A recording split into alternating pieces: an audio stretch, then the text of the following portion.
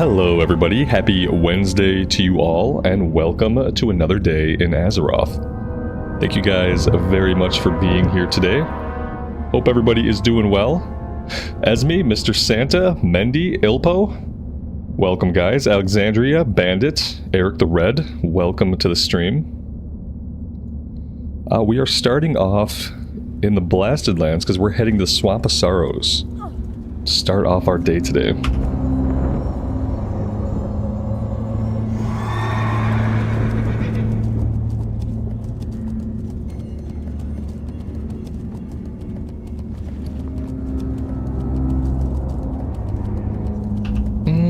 Our bags could be a little bit more empty.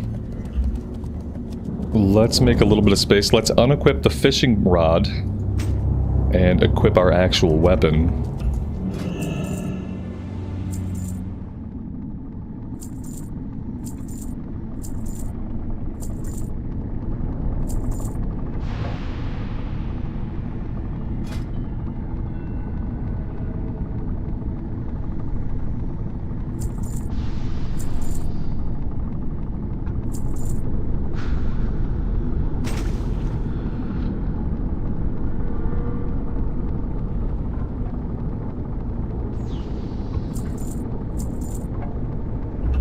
Alright, that should be good.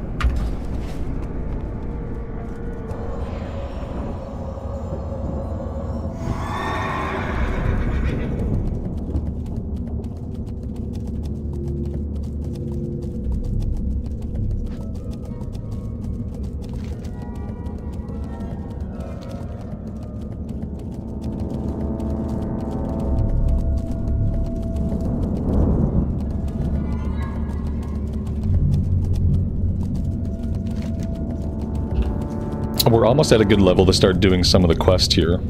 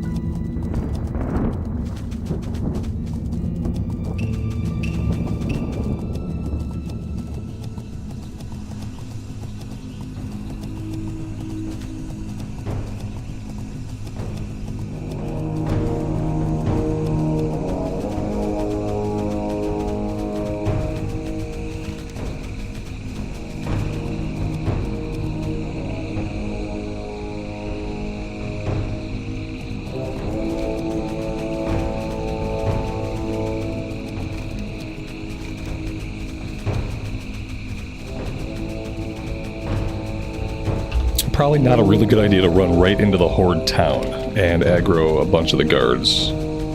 Yeah, we ticked one of them off.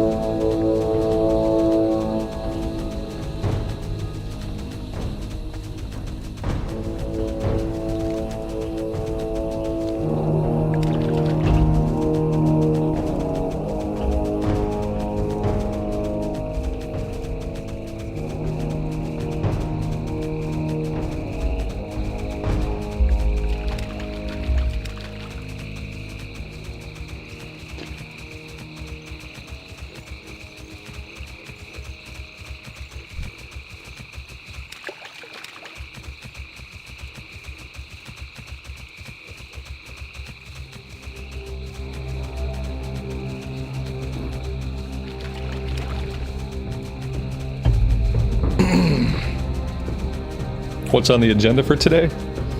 I don't really know. We're starting off with this one quest. We have several other parts of this quest to do after we get the item from here. It's the quest with the spider legs that we were working on yesterday in the Searing Gorge. After that, I have no idea. No, it's getting to that point where from day to day, I don't really know what we're going to do. And like a lot of what we're going to do is determined by what happens while I'm playing. You know, like how much we're getting ganked, if there's a lot of PvP in the area, stuff like that, so I've kind of given up on making any plans beyond like step 1. Step 1, we're gonna start here. Step 2, question mark, question mark, question mark. 15 hours later, we'll hit level 51. I'd like to say the goal is hitting level 51 today, but I don't really know if that's realistic. And again, I have no idea what's gonna happen throughout the course of the day, or how long we'll be able to stick with it.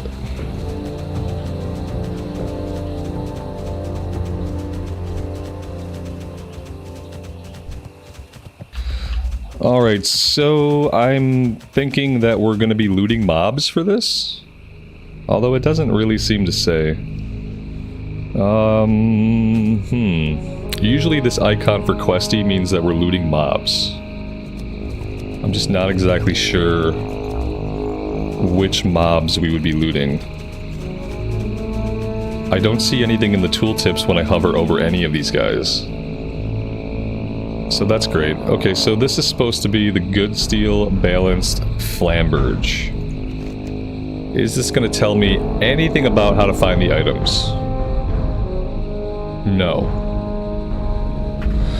No, the quest doesn't tell me anything about how to find the items. Maybe this will.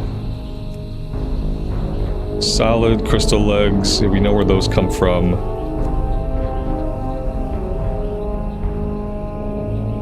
Balanced flamberge. It was while he was traveling along the coast of the Swamp of Sorrows when he thought to attack the creature. He failed and apparently fled, but not before leaving the weapon behind for this Murloc to take. So it's a named Murloc. We're looking for a named guy. That complicates matters.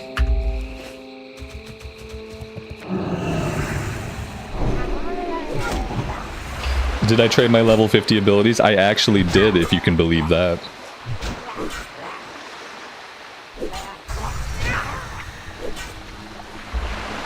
And there's the proof. What did we get at level 50? I don't think we got anything like super remarkable or interesting. We're not really, we're just getting skill ups of various abilities.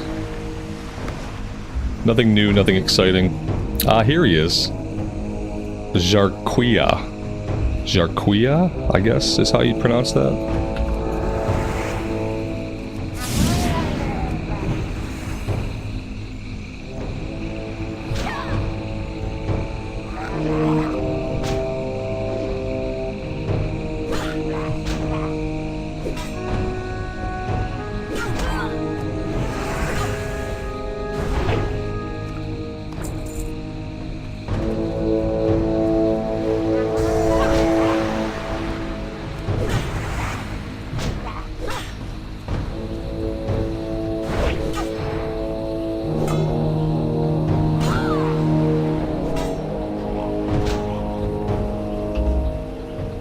You think the U and the I are silent? Wouldn't that just be Jarka? Why, if you're gonna have 3 vowels, why bother having 3 vowels if 2 of them are gonna be silent? Okay. Alright, so that's fine. You know, like, since we're here, I guess I'm just gonna kill Murlocs for a little bit. Overdue package. I feel like I had an overdue package in my inventory at one point, when, like, while I was cleaning my inventory, I feel like I might have maybe dropped it on the ground. So I don't know, like, maybe I can check the ledger and see where that came from. Maybe I have just failed the quest because you're not supposed to drop items on the ground once you have them.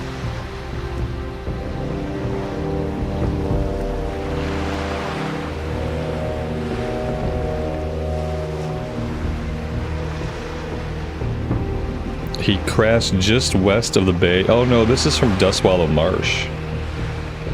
Okay, so we're gonna have to make our way all the way to Kalimdor at some point to complete this one.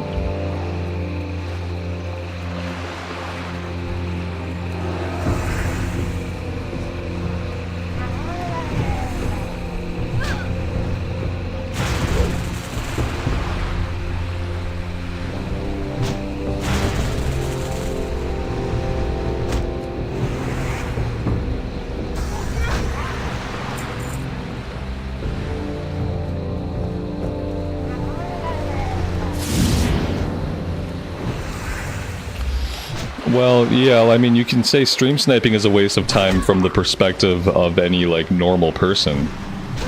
But when you're trying to evaluate, like, if it's worth the time or not, you have to put yourself in the shoes of the person who's doing it. And this is a degenerate person who, you keep in mind, they're deriving pleasure and enjoyment from doing it, and from the exposure of it, like, whatever it is. My theory is that it's because they don't have control over anything else in their lives. And so if they can control someone else's emotions by being obnoxious, then they take pleasure from that because it makes up for every other aspect of life where they feel things are totally out of their control. It's actually, like, quite sad and desperate. But it's definitely worth their time to do it if someone is in that place where they literally have nothing else.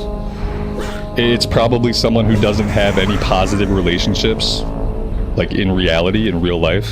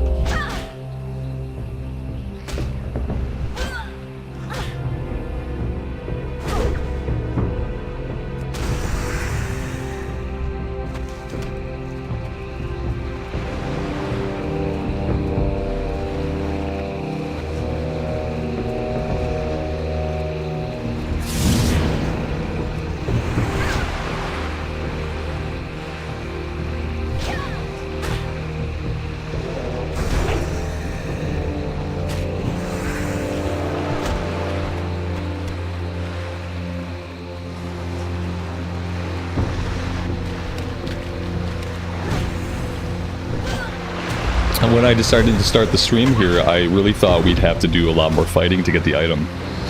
Because in my misinterpretation of the quest, I thought it was going to be one of those where we had to kill a bunch and we were waiting for, like, a random chance to drop. I didn't realize we were going to hunt down a named guy. Otherwise, I might have come up with a different place to start.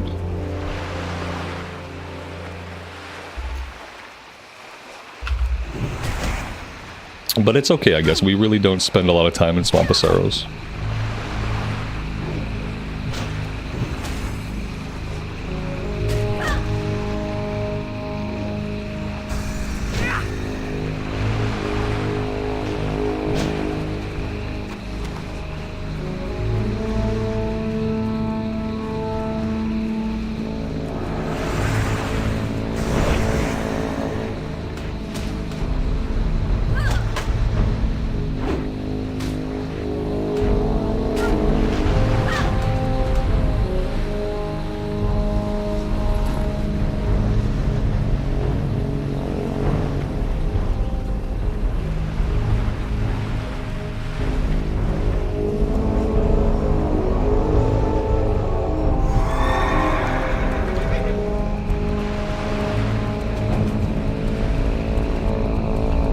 The question is, like, are there even enough mobs here for me to grind on? Because there doesn't really seem to be a lot of enemies, period. Like, I wouldn't mind grinding here for a little bit if we could be killing more frequently.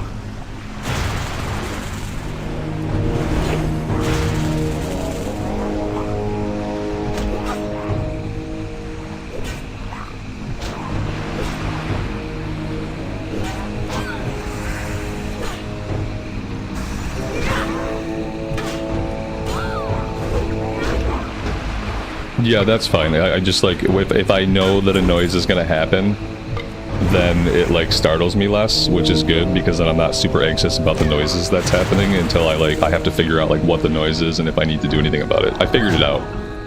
I figured out that it was a yoga ball or something. Yeah.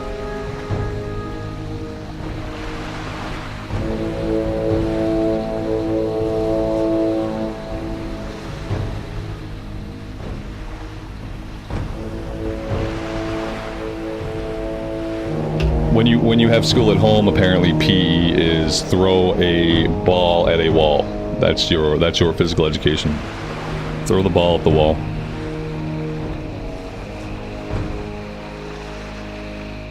Yeah, it's homeschool PE. Throw the ball at the wall.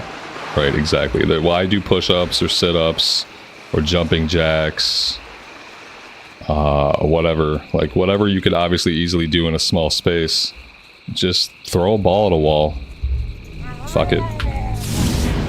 It's not gonna help you be in shape or really do anything except make noise, but let's go with that.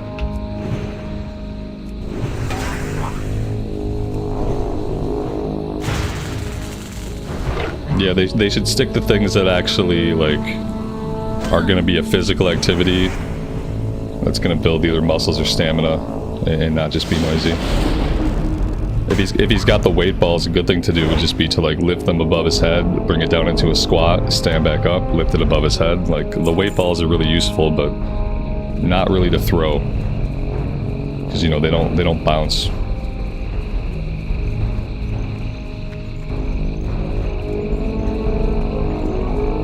Take the lawnmower out, go mow the lawn. That is physical activity. That's true. That would be a physical activity. He's tall enough to do it too.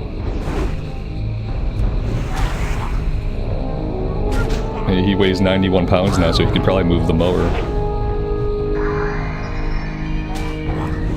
Now, do I trust him with the lawnmower? No, absolutely not.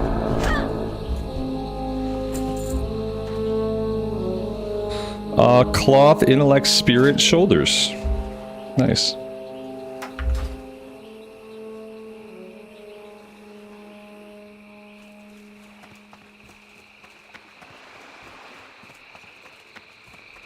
I used to throw balls at walls all the time. I just did it like outside. You know, you find like a nice brick wall. You got your tennis ball and your baseball mitt. And yeah, you go throw a ball at a wall for hours. If you were a kid in the 90s, that's really all you had to do. There wasn't Netflix or YouTube or really much of anything. So yeah, you'd go throw a ball at a wall, but it was like a tennis ball and it was outside, and then you'd catch it, you'd throw it back.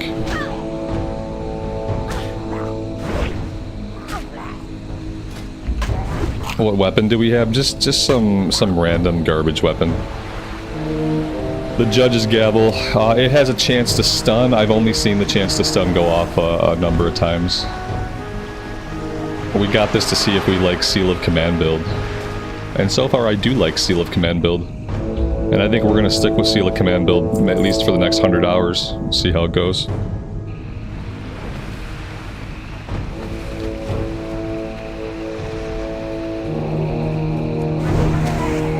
Wall push-ups? I don't think he's ready for wall push-ups yet. The fucked up thing is, like, before he started school at home, like, I had him on a pretty good routine at the end of the summer of weightlifting with me 3 days a week. But with school at home, they schedule so many stupid live lessons that, and they give him so much coursework in a day that he doesn't have time to work out with me anymore. And they don't have PE often enough or for any length of time that allows us to use the PE segment to do the workouts. So yeah, he went from his workout being like with me 3 times a week for like 40 minutes doing a weightlifting routine to now he's in school, and his workout is to like do a couple things, bounce around a little bit and throw a ball. So pretty shitty, pretty big downgrade as far as like physical activity. Luckily he's in swim class, so he swims like 2-3 times a week, and that's like his actual physical activity.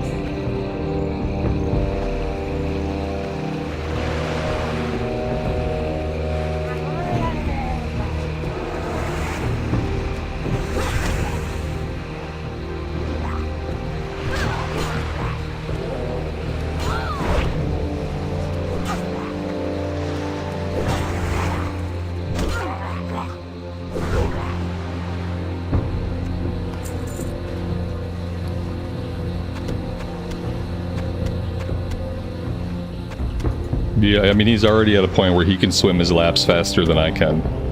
I can't. I mean, I could keep up with him if I want to, like, have a heart attack. He's been able to build up, like, quite a bit of underwater, like, breathing endurance that I just don't have.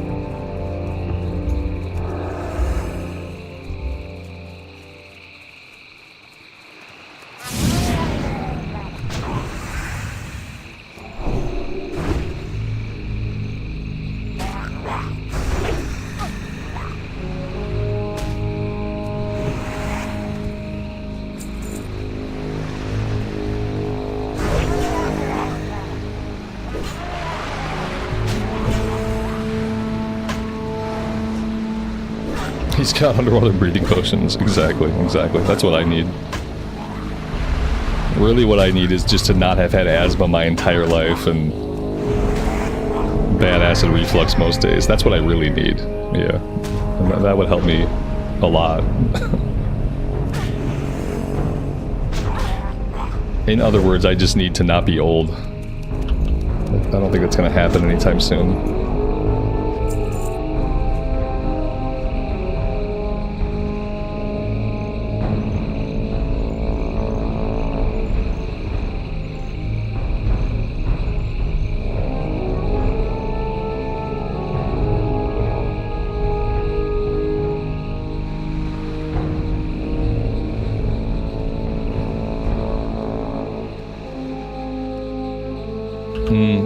That's why we're wrecking everything that we're fighting right now. Because we have this Spirit of the Zandalar buff. You know what we need to do? Let's go into the Blasted Lands and let's work on some of those kill quests. Like, while we have this buff, we can be fighting things that are, like, at our level or higher level. That would be a better use of this buff. We probably have about an hour and a half left on this buff, and I bet we can basically knock out all of those quests in that time.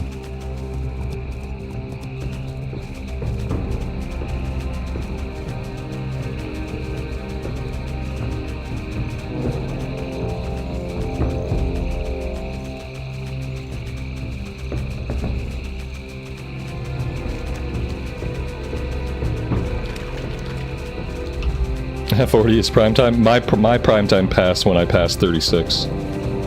I feel like how I felt physically and like how I felt at 36 was probably like the prime of my life. And that is now 4 years past. So yeah. That's just proved to be true, like, no matter what I do. Lael, good afternoon, man. Welcome to the stream. Oh, I'm hot. Oh, I'm sexy, don't get me wrong. I just don't feel like I'm in my prime anymore. Eric. No, it's nothing to do with, like, physical attractiveness. It's literally just, like, about how I feel. I felt stronger when I was 36. And I felt healthier when I was 36. And now I feel like I've gone past that pinnacle.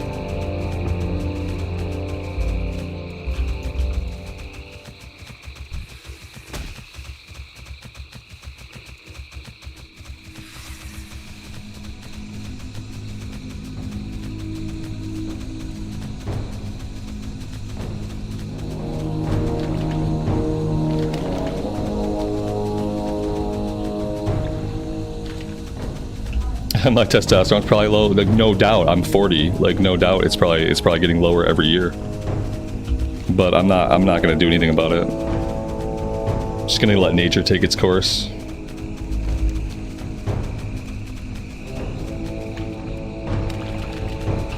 Yeah, I've never smoked cigarettes in my life, so I got lucky with that. That was the one positive thing about being a kid with bad asthma and being a teenager with bad asthma. Was I was convinced that, like, not only would cigarettes kill me, but since I had asthma, they would kill me a lot faster. So I never smoked cigarettes. Now I need to quit drinking, but I don't see how that's going to happen anytime soon. It doesn't seem very likely.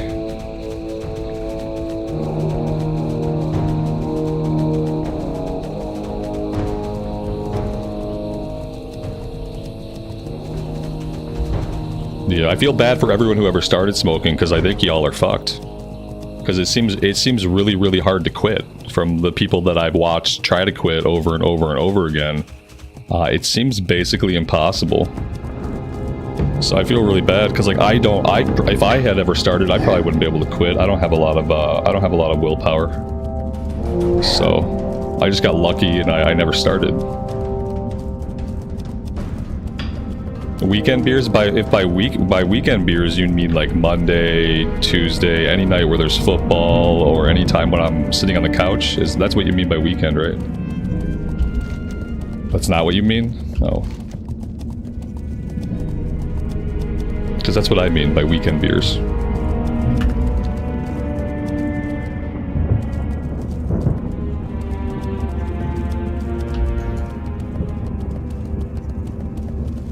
What brings you here? Alright, I'm gonna grab everything. And then we're just gonna run around and see if we can kill stuff. Careful. This should work. What brings you here? Hello? Trying to confine it to weekends. I was good at doing that like in my 20s. In my 20s and my early 30s, I was really disciplined when it came to stuff like that. Like, if it was a workout day, I didn't drink. If it was a weekday, I didn't drink. Like, I was pretty good about that in my 20s and 30s. And yeah, eventually not so much.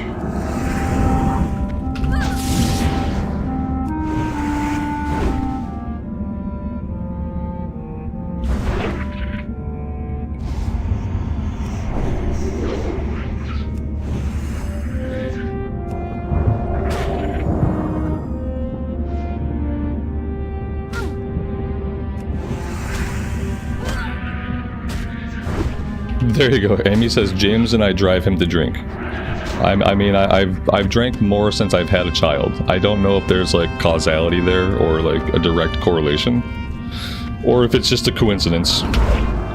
But I drink more now that I have a child. That much is just statistically proven by data. So yeah, absolutely. Like Amy, I don't think you did it. I was drinking about the same when we met and stuff, but yeah, I think, you know, having a kid maybe like that could have done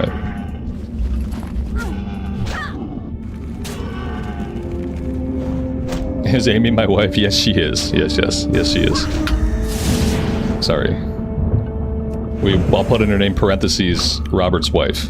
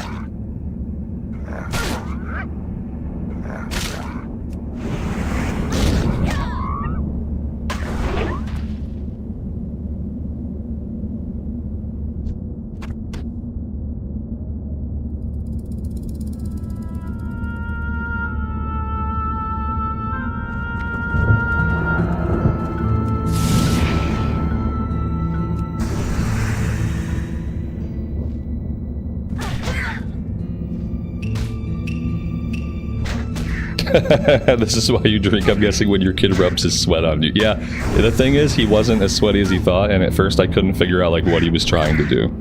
Yeah, he was obviously trying to rub his sweat onto me, because he just did PE and he thought he was sweaty, but like he wasn't sweaty. Like there was no moisture. He probably felt slightly warm, and so he thought he was covered in sweat, but he wasn't.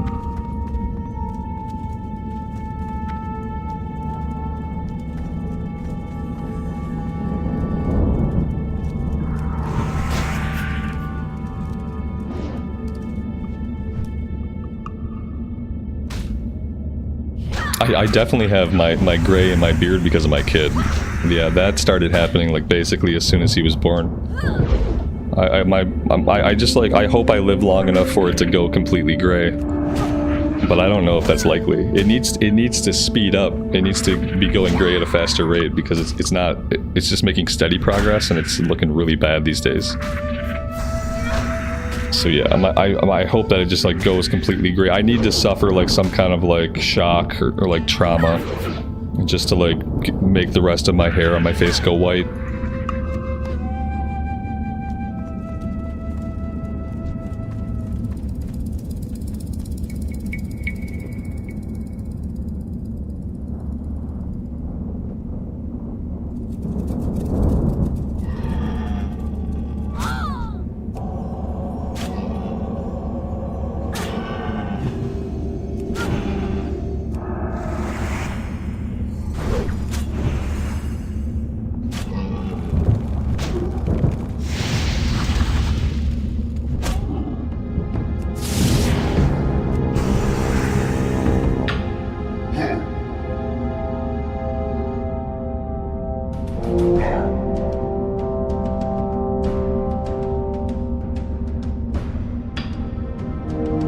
I'm not sure like what this spirit thing is behind us, but I have to assume it's for some kind of quest that we don't have.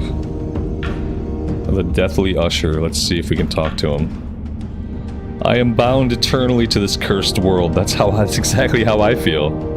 That's my sentiment. I am bound eternally to this cursed world. What is it you desire, mortal? I don't seem to have any options.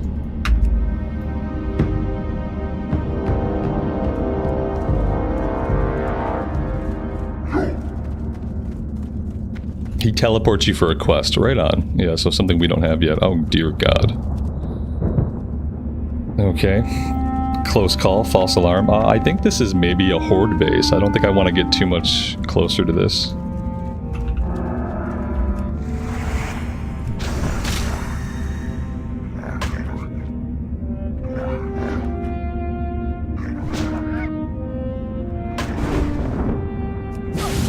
Here we go. Wow, what a surprise. A skull level guy PvPing us. What a fucking shock.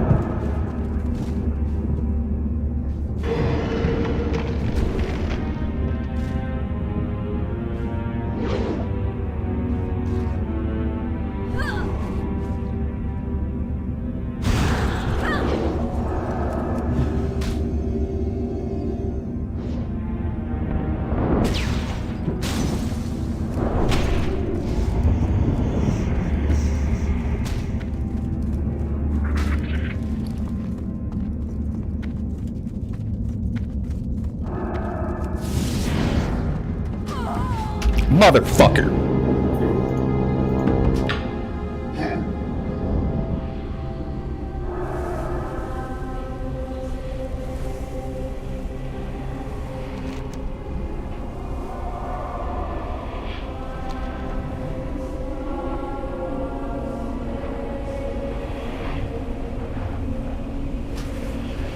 I did good. No, I did shit.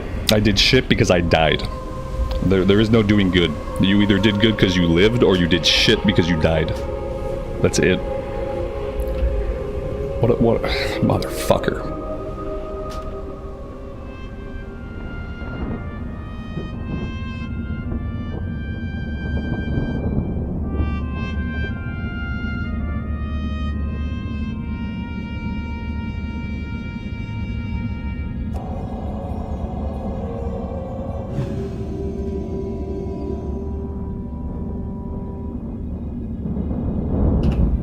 He was shit for a mage. Anybody who attacks someone with a 10 level advantage and doesn't kill them instantly is shit.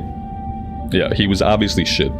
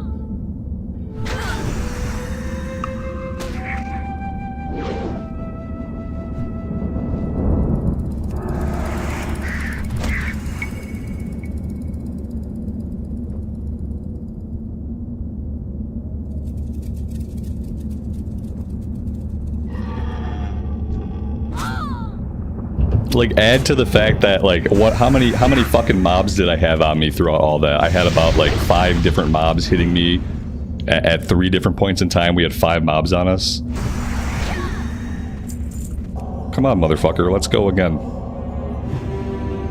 Yeah, is this him? He's here somewhere, I know he is. What was his name? I need to remember the names of these assholes so that I kill them every opportunity that I get. Was his name like Archmage or some shit like that?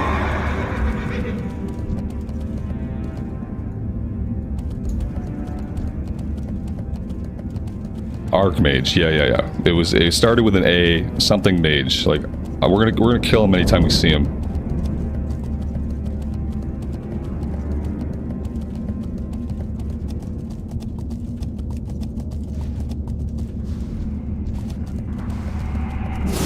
Here he is.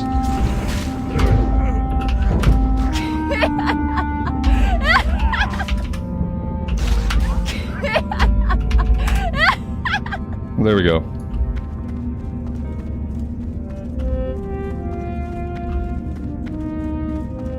I feel better.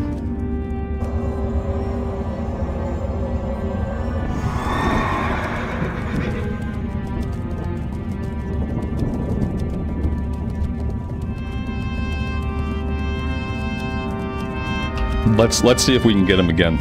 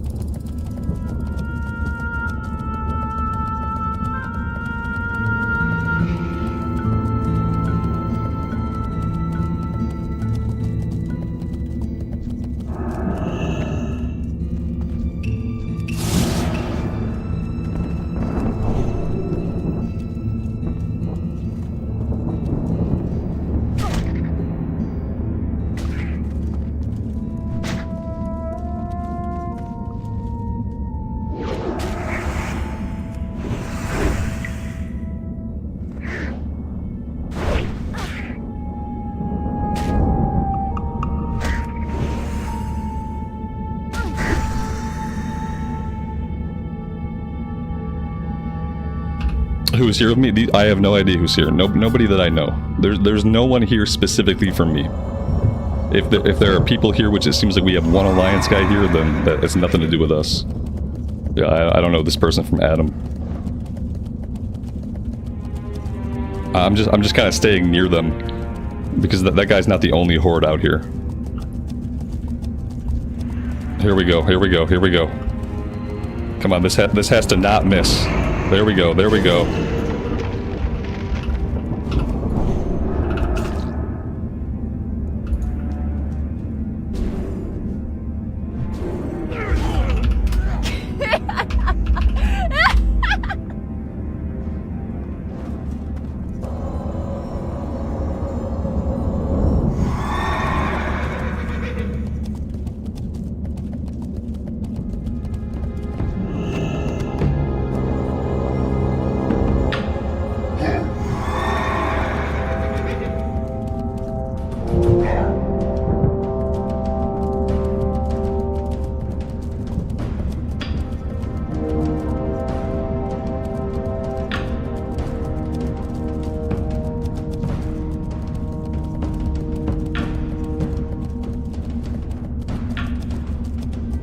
What he doesn't realize is that we're faster than him.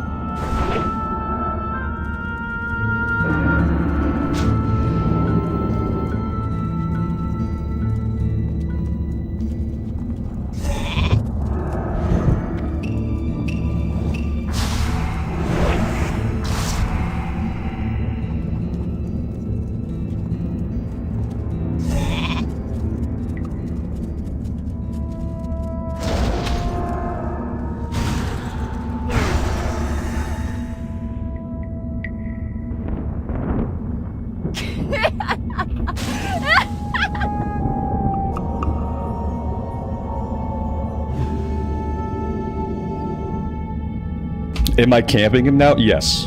I'm camping this asshole now because he has to be level 60. A skull is 10 levels or higher. So if he's a skull to me, which he is, then he's a level 60. This motherfucker tried to pick a fight with us, you know, because he thought, oh look, a level 50, easy pickings, I'll kill this guy. Yep, he fucked around and he found out. Yep, I'm camping him now.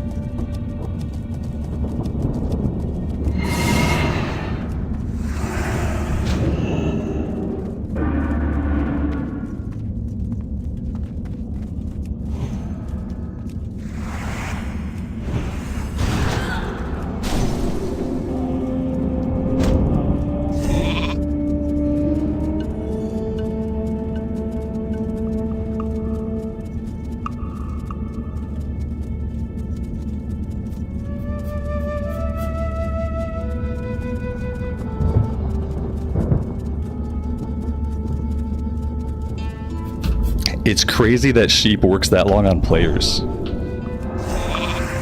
We're gonna build up a resistance to this, right? Oh, look at him fucking run. That's right, run away. You better fucking go.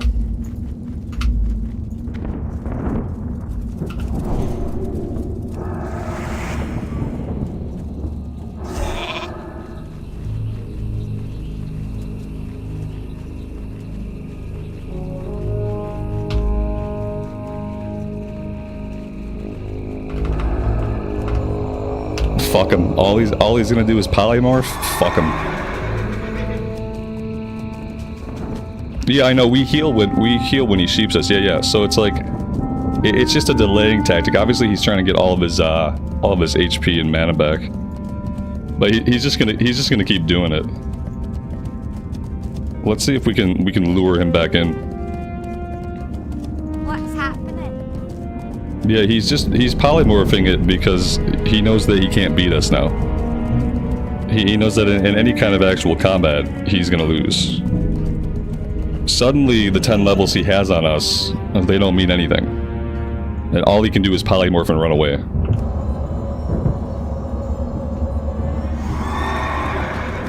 No, he knows now. Now he knows he can't win. Now he's not interested in the fight because now he knows that he can't win. It's, yeah, pretty typical. That's the exact thing you can expect from somebody who starts a fight with a 10 level advantage. Is that when they know that they can't be guaranteed a victory, they're not gonna fight. It's not a guaranteed thing, they're not gonna fight.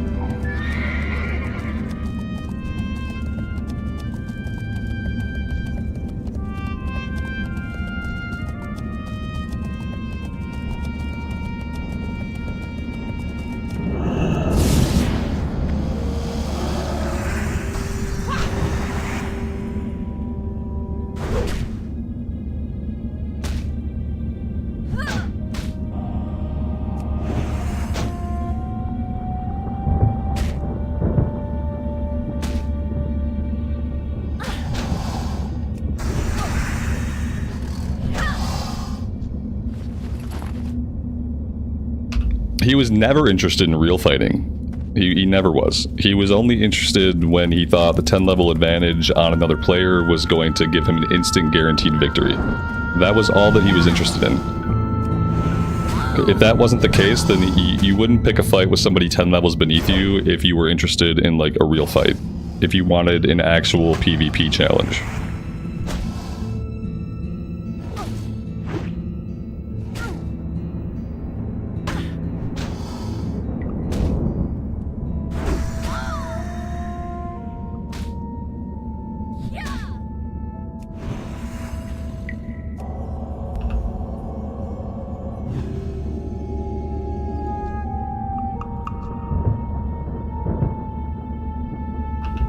Am I supposed to assume this is a bot? Haven't we run into this guy before and I fought this guy and people were telling me that it was a bot? Didn't we run into him? Like, where was it? I don't even know where we were at. Shimmering Flats? That doesn't sound right. I remember the Chinese characters and the pet name.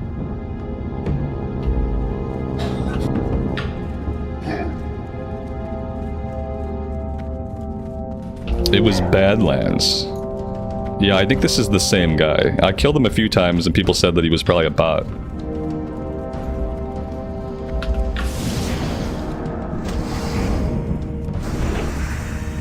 Yeah, it was we were doing the Earth Elemental quest. That's right, that's right. Or some kind of elemental thing.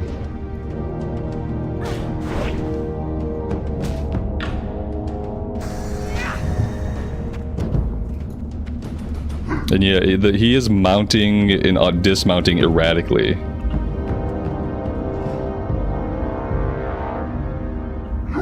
Huh. Maybe it is a bot.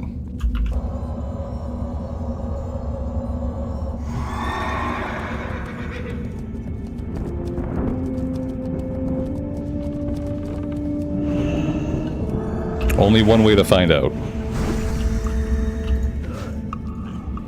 This has got to be a bot. This has to be a bot. There's no way this isn't a bot, right?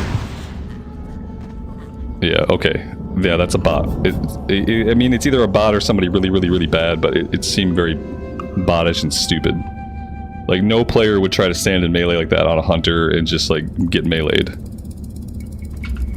But I'm gonna, if he's farming the things that I'm farming, so if the bot keeps coming back, if I see the bot and he's fighting things that I need for the quest, I'm probably gonna keep killing the bot, you know, so I can actually get the mobs that we need. Because otherwise he's gonna go around here killing everything.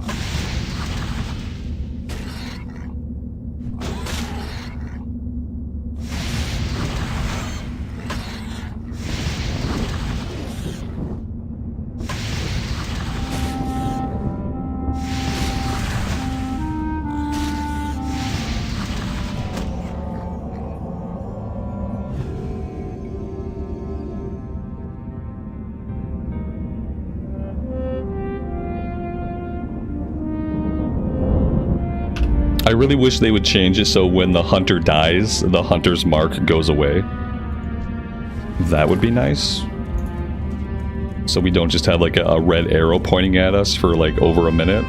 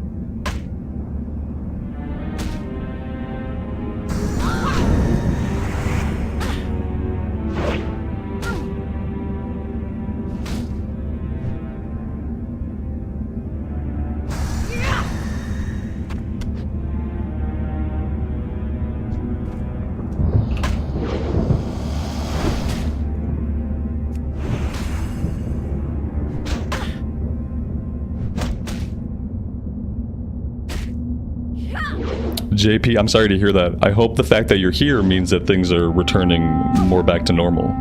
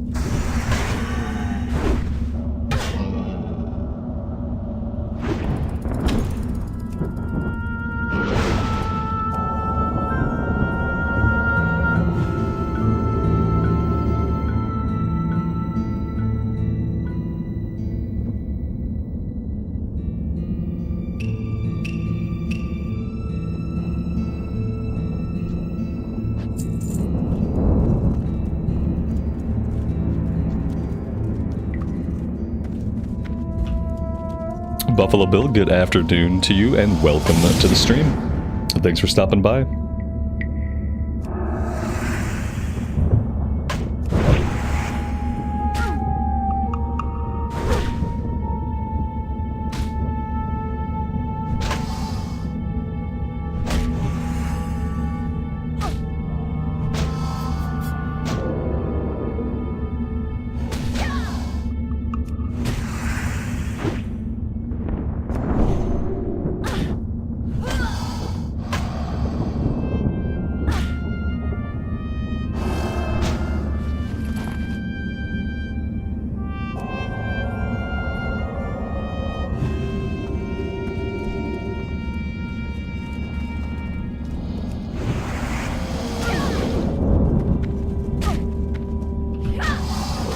Yeah, we're trying out a Seal Command build. We actually respec'd into this yesterday.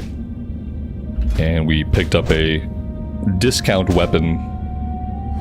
Something that didn't cost, I think it was like 40 gold, 30 gold. And yeah, it's been pretty good. It's been less buttons to push, and it seems like fights might go a little bit faster than they were going. So I'm probably gonna stick with it. At least for the time being. Oh dear God. Level 53 Hellbore.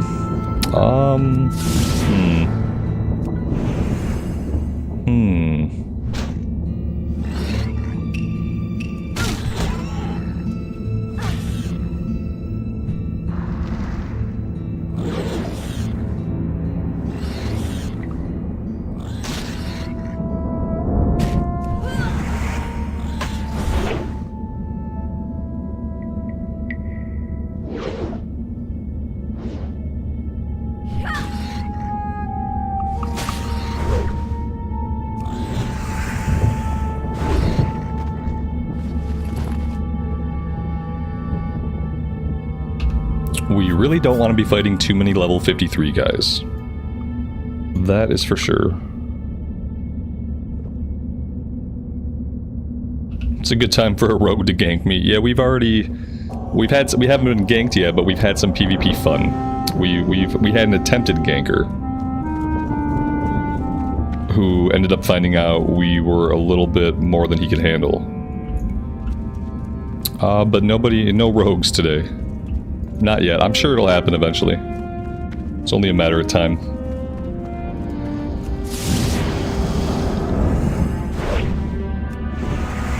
Yeah, I mean, obviously, whenever I let myself get low on health, low on mana, I'm kind of opening the door for anybody who would like to gank me. That is very real.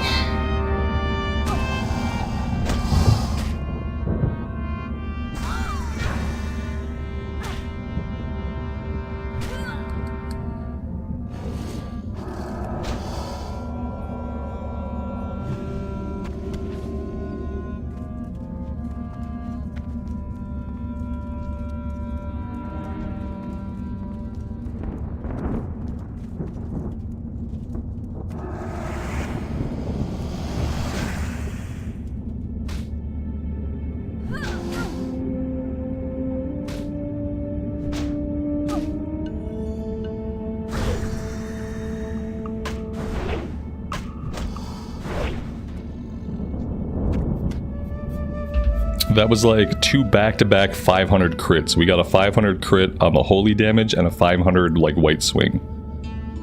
And then this guy just imploded.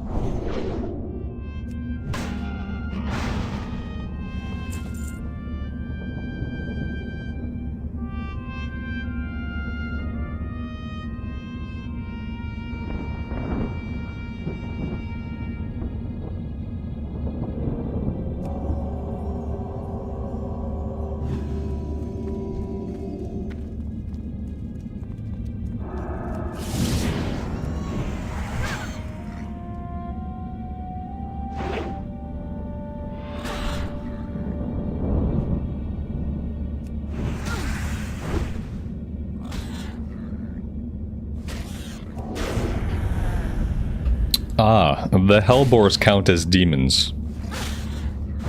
So that's good to know.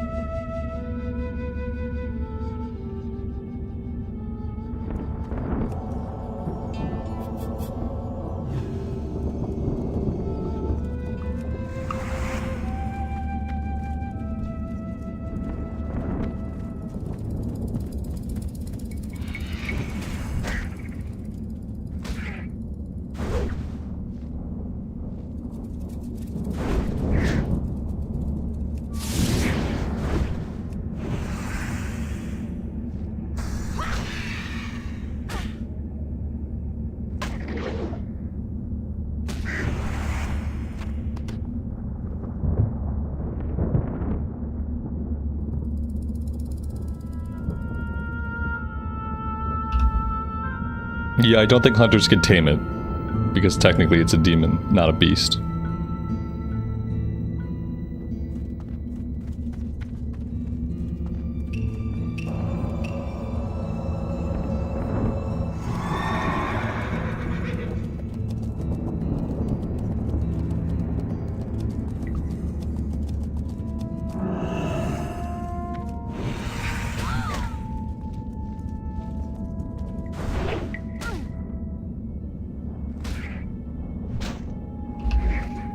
The basilisk share spawns with the boars, the hyena share spawns with the scorpids.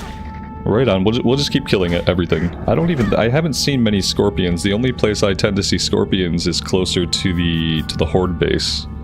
There's like one small area where I know there are scorpions.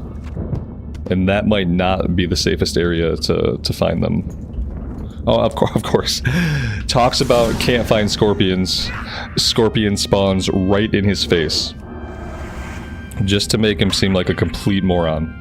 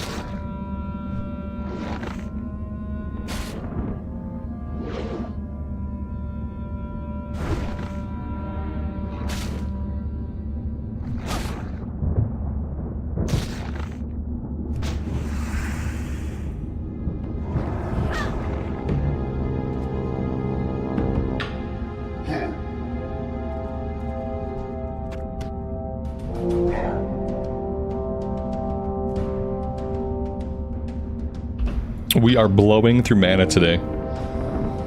We're just back to blowing through mana. I guess at this point, like on a paladin, like level 35 and up, I think you just have to like get used to the fact that you're gonna be a mana hog. Like your existence is that of a mana hog. You're gonna burn through mana no matter what you do. A lot of it is just healing ourselves up, which kind of makes the argument for, you know, if you're leveling a paladin, it's probably still worth it to level first aid. Alternately, we should probably start buying like some big stacks of normal food. just to eat whenever we have to drink. And then, like, maybe that way, maybe if we have food to eat, it'll feel like we're just, like, using less mana. The time we spend will probably be exactly the same, but maybe it'll feel a little better if we're not all the time.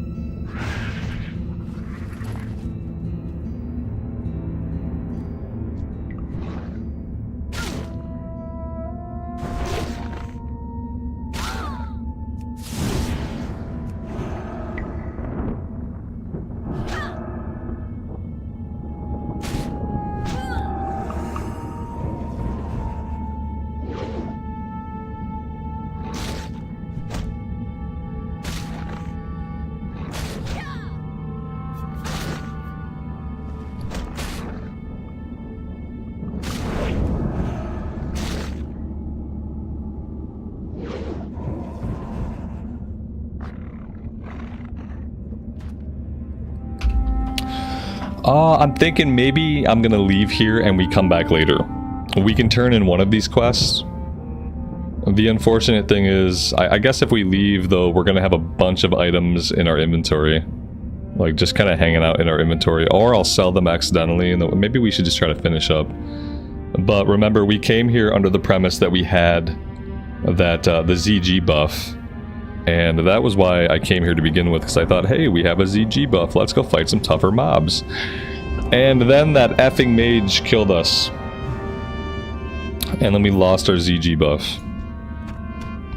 And so now, you know, like, these fights are actually pretty resource intensive. But we'll try to finish some of these, I guess. We've already... The thing is, like... You have to do math here. Like, we need 10 gizzards plus 2 gizzards, so we really need 12. Like, you have to add all this stuff up. Because you need the same items for multiple quests.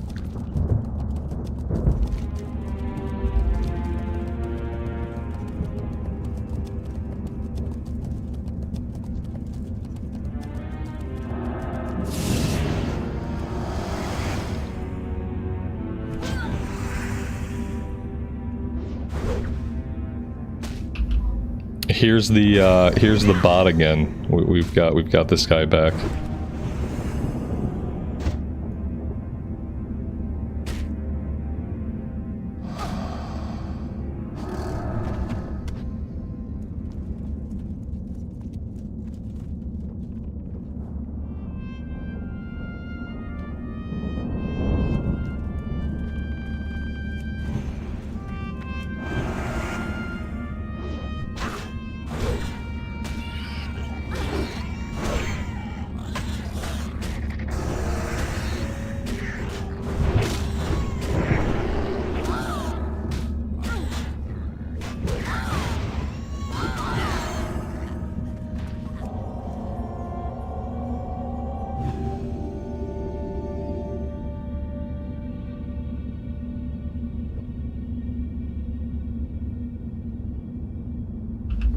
I need these mobs, so like I'm not gonna let this bot kill the mobs that I need. If I see the bot, I'm gonna kill the bot.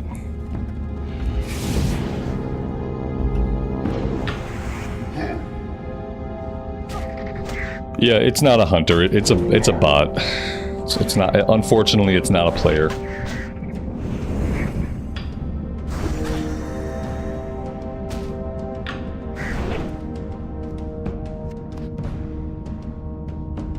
Are the drops here good money? It doesn't even, they don't care if it's good or bad or anything. It's just like the bot just runs, it kills stuff, it collects things, and then it vendors things. And like, since it's not a person, like there's no valuation of the time. The time is free because it's a bot. So like the bot just runs and runs and runs. And like over time, that accumulates into golds. Even if like the individual items he's looting are not worth that much, like cumulatively over time it will be.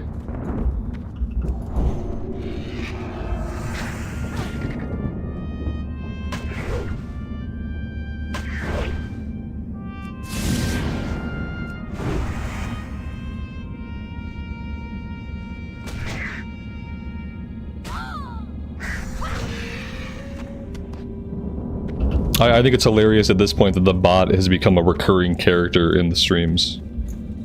That's the sad part.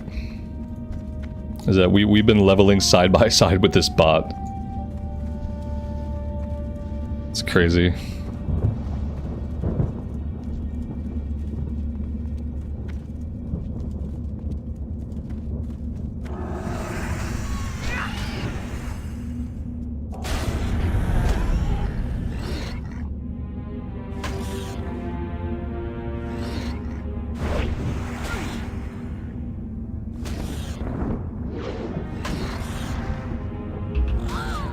People can run up to 50 bots on one PC. Yeah, I believe it.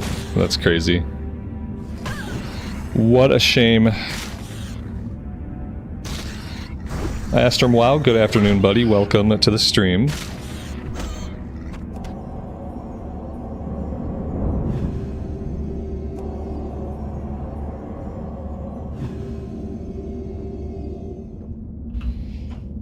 You just came across a warrior named Sunderwear. Sunderwear is actually pretty funny. I like it.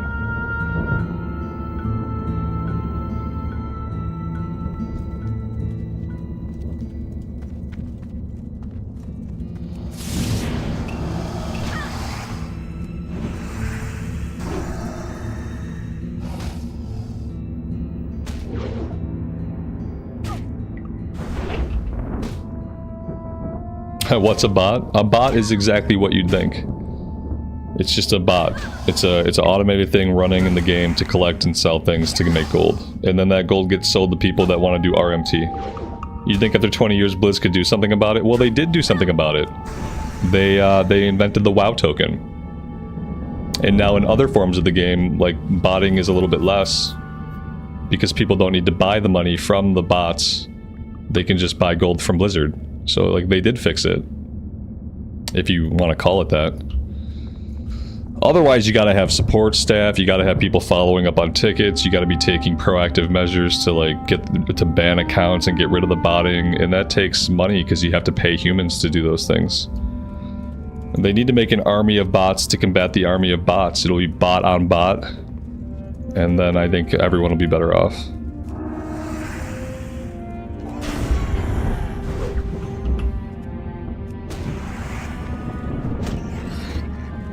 Blizzard doesn't care. It's another paying customer. Yeah, from Blizzard's standpoint, also that's a good point. It's also it's a character that's paying a sub. So, they would have to spend money to have an army of workers to like ban the bots, and then they're going to be losing money. Every bot that gets banned is $14.99 USD a month that Blizzard doesn't get the pocket. So.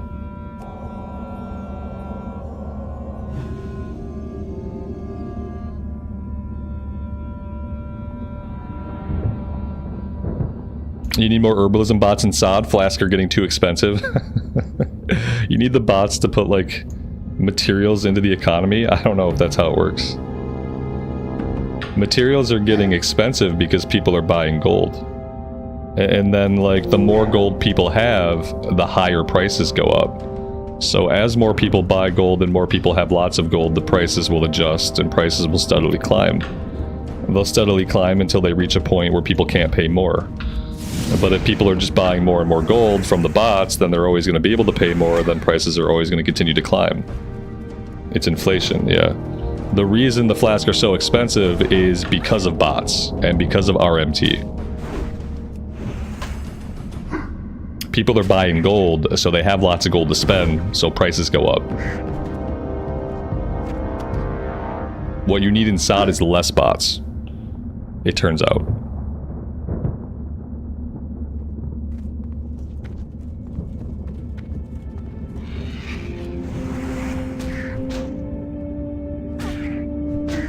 Oh, SOD.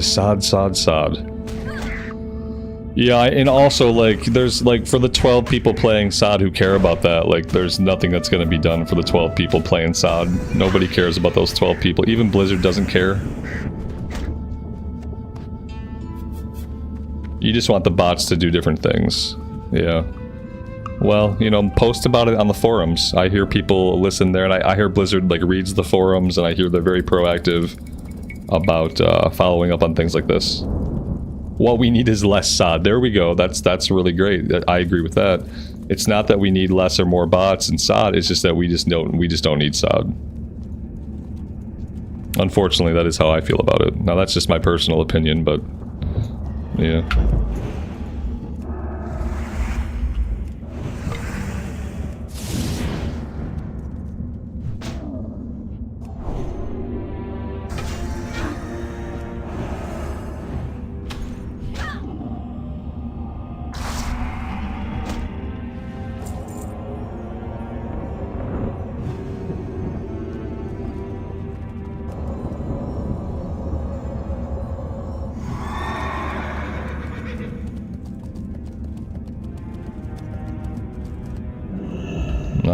I'm past wanting Classic Plus. You know what the really great thing is about Classic Era? Is that it doesn't change. They don't rebalance classes. They don't buff or nerf abilities. They don't buff or nerf boss fights. They don't change anything. They don't fiddle with any of the bits. And so you know exactly what to expect. Every decision you make, you can make knowing that they're not gonna change things and pull the carpet out from underneath your feet.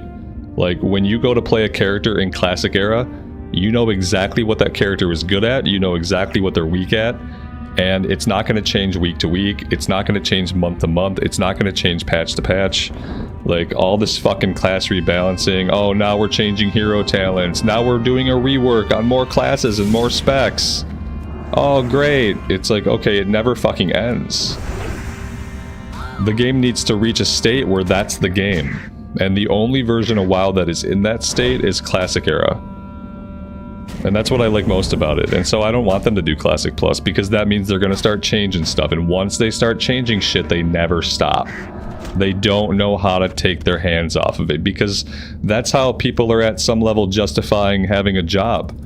It's like, listen, if they let the game get to a state where everyone is just happy with it being what it is, if there's no more class tweaks, class redesigns, changes, buffs, nerfs, like, a bunch of people are suddenly unemployed from their cushy corporate jobs, where they contribute nothing of value to the overall quality of the game. So it's never gonna end. And Classic Era is the only version where you don't have to deal with that shit. The game is exactly what it is, you can make plans accordingly, you know what to expect, and there are no surprises. You're not going to find out after leveling a character that your class, it sucks, it's not part of the meta, Blizzard hates your class, and it's never going to be meta. Like, you know that going in.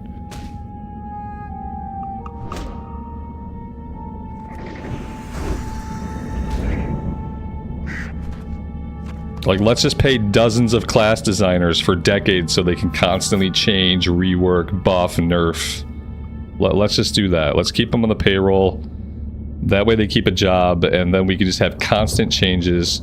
Nothing's ever static. You have to play every single class because you don't know what class is going to be flavor of the week. And SOD is just as bad as retail. At times, SOD and its class changes have been worse than retail.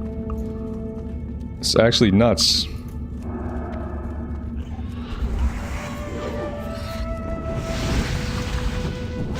Once they add something, it's gonna constantly change.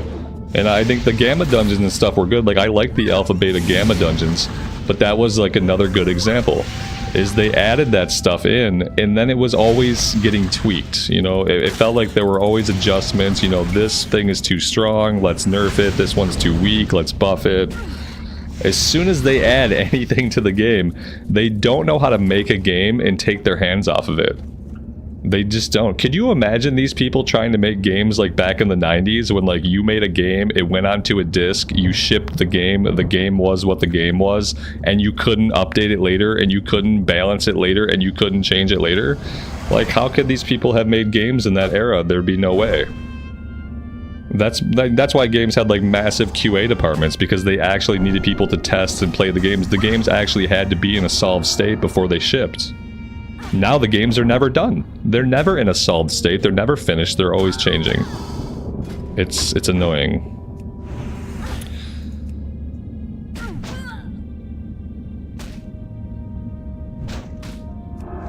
I'm not sure if you're in chat and you're opening a trade window with me, you're gonna have to explain yourself, because I don't have any. All my in-game communication stuff is turned off. My chat bubbles are turned off. So if like you're trying to chat with me in /say, I'm never gonna see a /say. Half the time I'm looking at the combat log, so like even if you whisper me, I'm probably never gonna see the whisper. Like literally the only way to communicate with me is in the stream chat. So yeah, I don't know if that person was like maybe someone in the stream or just a random person opening chat. But yeah, I don't know what they said.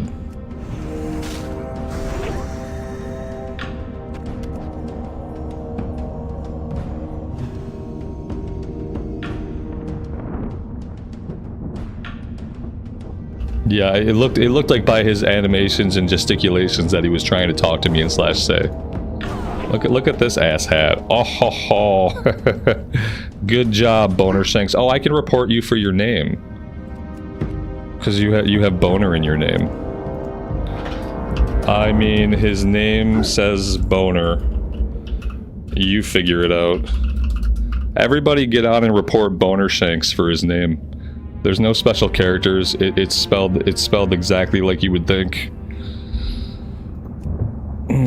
There we go. I love reporting people for shitty, stupid names.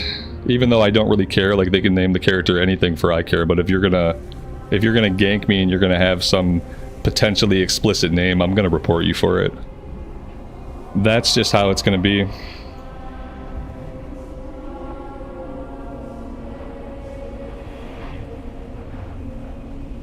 What if somebody wanted to offer me 10,000 gold for free in chat? Fuck them. They have to talk to me in the chat in the stream. I don't know. I can't turn my chat bubbles on. I think there are pretty obvious reasons you can figure out for like why I can't have my chat bubbles on at all times while I'm live streaming on YouTube. So I keep like in-game communications basically completely turned off so that I don't have to like deal with any surprises. And I don't care what they want to give me, because like I don't really need it, firstly, and secondly, if they want to actually talk to me, they can talk to me in chat. And he's camping me? Fuck him, we'll just go somewhere else. Let him follow us around the globe.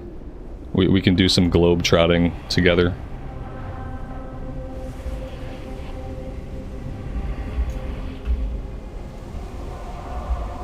We got our buddy here anyway. The guy who was trying to /say me, who may or may not be somebody in chat. If you are in chat, like, speak up. You can type here too. But yeah, I don't look at in-game communications.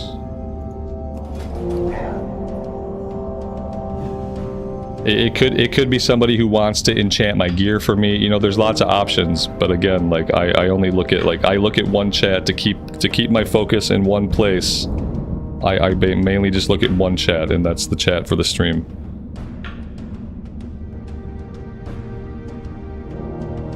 Yeah, I'm not even in my general tab. Yeah, like I'm not even looking where I could see it. So, oh, here you go. here's why I don't bother looking. Here's why I don't bother looking at my chat. You guys see now? You get it? You get why I don't bother looking at my chat? This is why I don't bother looking at my chat. There's no reason. So, like, having chat open, like, looking at your chat and having bubbles on and whispers up and stuff when you're streaming is just a way to invite asshats. You're just inviting asshats, and you're giving them a little bit of free publicity. And, yeah, I'd rather just not.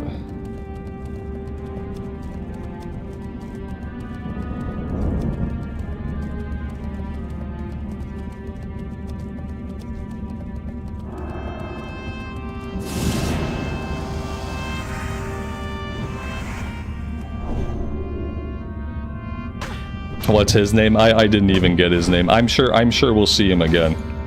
He seems like the kind of shithead who will make a reappearance, so I'm sure this is not the last we've seen of Sir Shithead.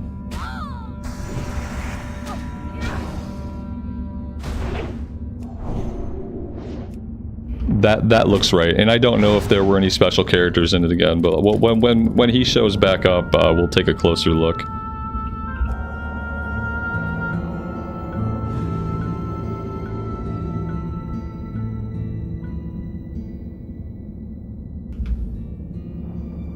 It's funny to think that he thinks that I give a fuck enough about getting ganked that I would give him gold. That's the really funny thing. As if I care even remotely enough. It really doesn't matter to me. If people want to waste their time ganking me, then feel free. That's absolutely fine. That's your time. Like, I'm sitting here playing WoW all day. I'm doing what I want to do, so if what you want to do is waste your time trying to camp me, then go ahead. Feel free to try, and I will find something else to do in the game, and it's not going to bother me. What server are we on? We are on the Whitemane server.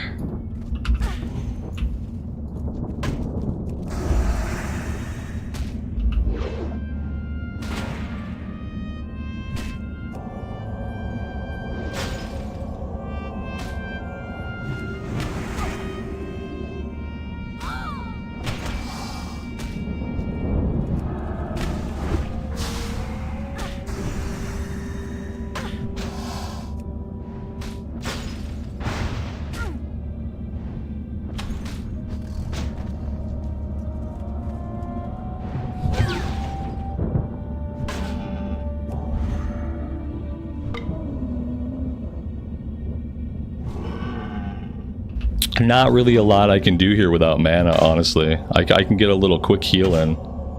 There's a little heal. I can stun him, that's not really going to do a whole lot. Yeah, I don't know. Maybe if we get a decent crit here, we could survive this. I can stun. Oh, he resisted the stun. Yeah, see, the stun would have saved our life. We absolutely needed the stun to go off. Let's turn in whatever we can turn in. And then let's get out of here. The only reason I came here today at all was because we had the ZG buff that made us a lot more powerful, and I thought, you know, let's go kill some higher level mobs. But since we don't have the ZG buff and things are kind of kicking our teeth in, let's just leave. We'll go somewhere else.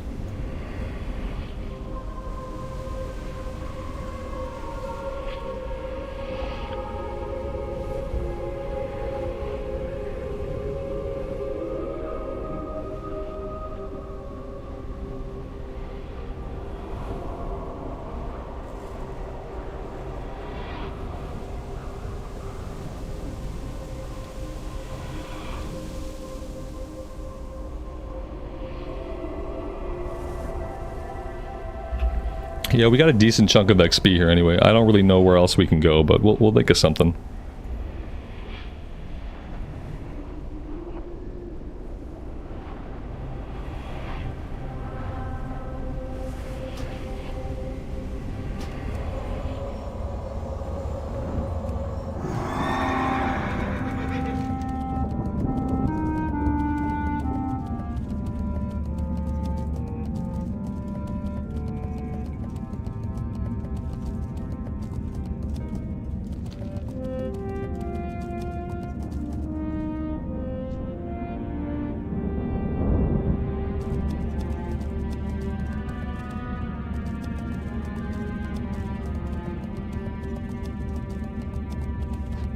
Maybe go to Feralus? Yeah, maybe we can go to Feralus. You know, we need to get an item out of Dustwallow Marsh at some point. If I even want to do this quest, which I don't know if we'll do it or not. Seems like a lot of running around. Let's see. It's really hard to tell like which ones of these we're going to be able to turn in and which ones we're not.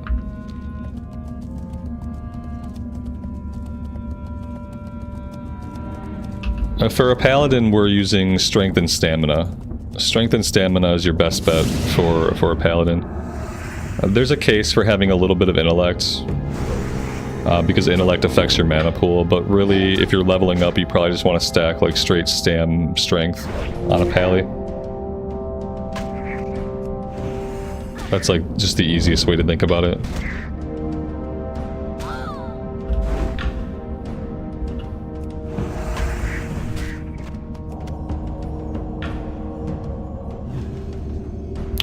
Why is this mob gray? Like somebody has him tagged. Somebody has him tagged, but there's nobody around. See, the shitty thing is like some of these guys are green, so like some of these guys are good to grind on, and then some of them are like level 53, and the level 53 guys are too much. The level 47 guys are kind of just right for us. If we could only be fighting level 47 guys, this area would actually be pretty perfect.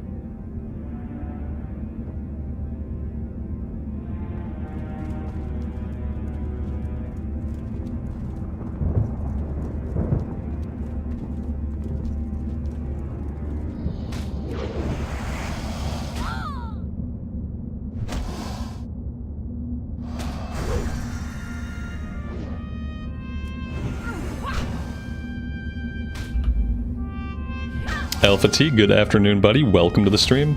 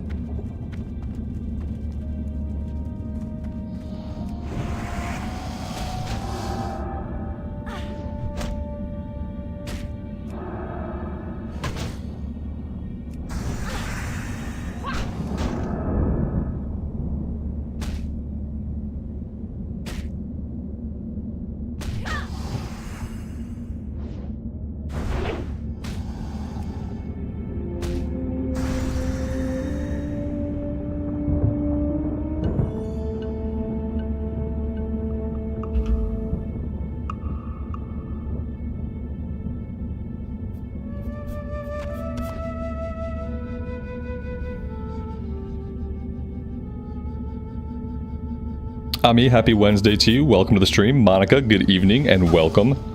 Admiral's Arms, thank you very much for the $5 super chat, man. That's incredibly generous of you. I appreciate that. I wish there was a fresh TBC server as well. We can keep our fingers crossed. You know, we don't know what they're going to announce for Classic, if anything, for the 20th year anniversary. So we could cross our fingers. But if they do anything, it does seem like it's probably just going to be a vanilla era hardcore fresh start and not a TBC fresh start. But maybe someday, if people keep putting the idea out there into the universe, maybe it'll happen. I would definitely be down.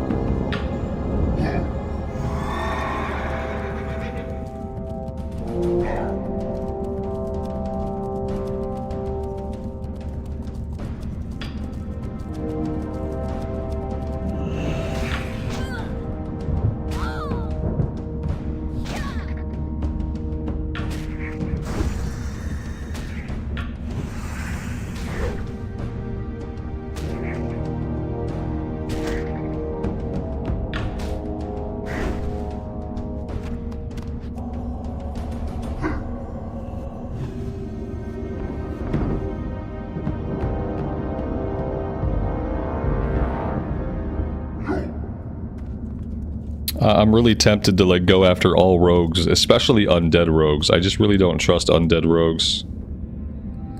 This guy's been lurking around a little bit. He hasn't attacked us yet. I should probably leave him alone, but part of me doesn't really want to. If I see him again, like near me like that, where I turn around and he's behind me, I'm gonna throw down with him. And we're gonna see what we can do against an at-level rogue.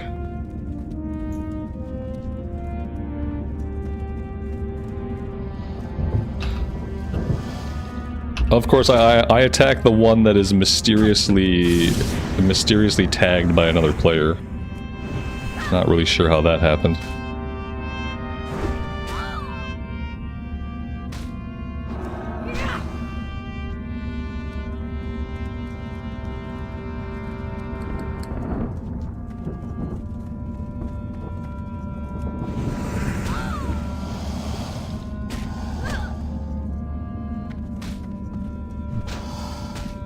The only problem with PvP here is I think the Horde graveyard is really close. They seem to get back to their bodies really, really fast. So if we do kill somebody, we're gonna have to relocate in a hurry. Otherwise, we will be stuck in perpetual PvP.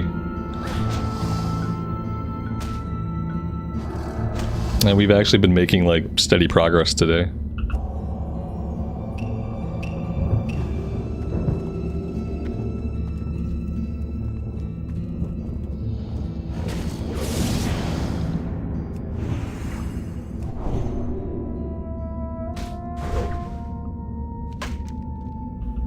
Yeah, the graveyard's near their base. Right, it's back here, right? That's really close to us.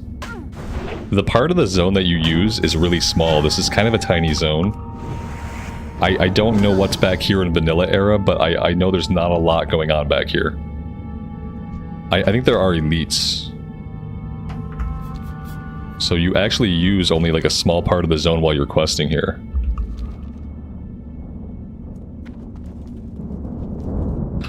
Alright, yeah, this is it. It might be a bot. He's been running around skinning stuff. And, yeah. This is not like normal player behavior. I feel like that had to be a bot, right? I don't know, his name is I Don't Sleep. Maybe he just didn't expect us to attack him. I've never seen somebody flounder so quickly when confronted with PvP, like at level, like somebody at level with them. They just kind of like, they seemed like they were panicked, like they couldn't believe what was happening. Complete shock and dismay.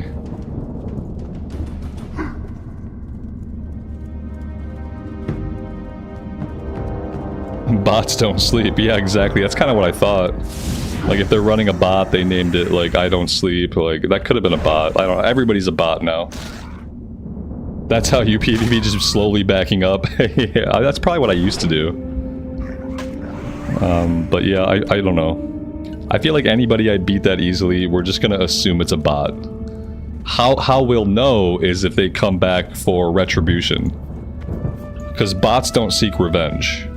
So if he jumps us, then it's not a bot. But yeah, the fact that he was ignoring us, the fact that several times he was behind us and did not attack us as an undead rogue, that tells me it's got to be a bot. And if that's the case, it's my duty to kill it every time I see it.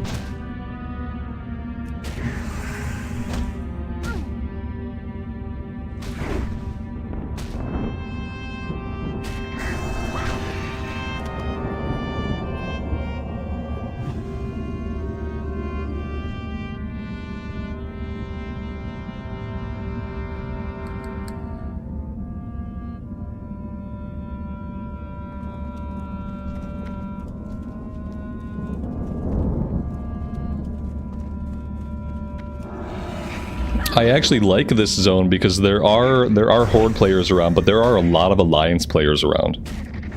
Like, everywhere I look, we're seeing Alliance. So I kind of dig that. Light feathers sell good on the auction house. Yeah, I remember somebody telling me that a long time ago. They were selling for like a gold, but what happens is, like, every time I put them on the auction house, they don't sell. And I think that's because there are already, like, so many up there that are at cost that, like, I just wasn't selling them. That happened with lots of items. Like, oh, look, it sells for a lot, and I put it up there for the market cost, and then mine just get mailed back to me.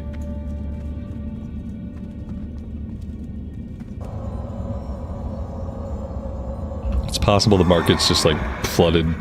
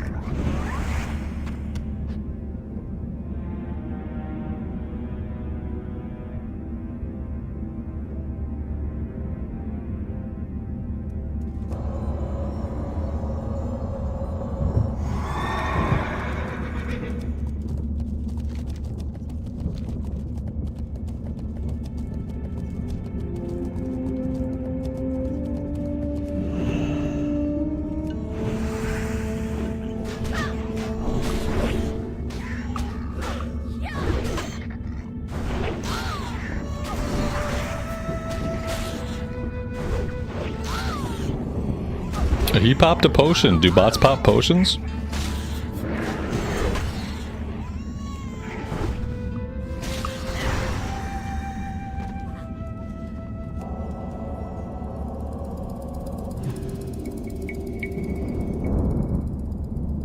They do?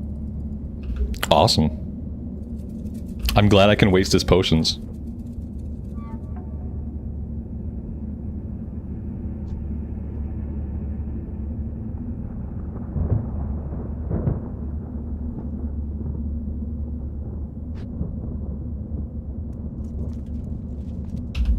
Admiral's Arms, thank you for the $5 Superman. I've never seen the Storyteller.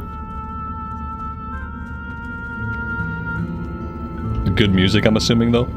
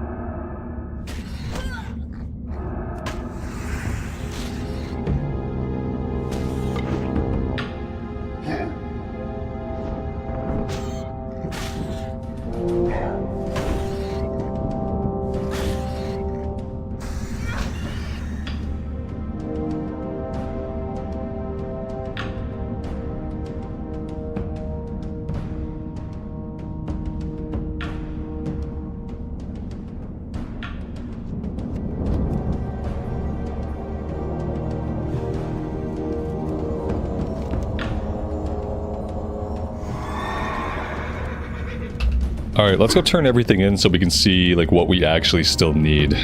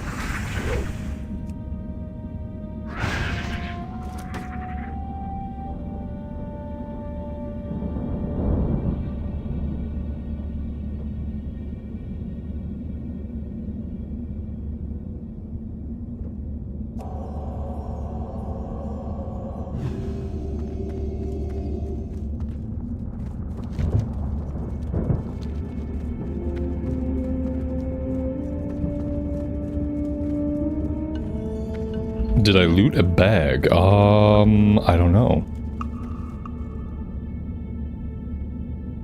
I don't think so.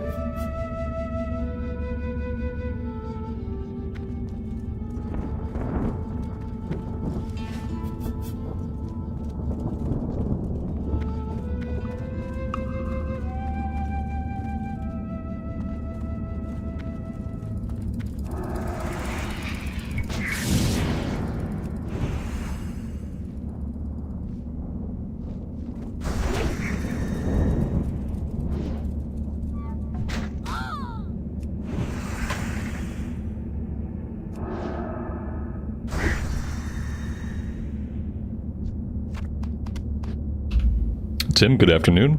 Welcome to the stream.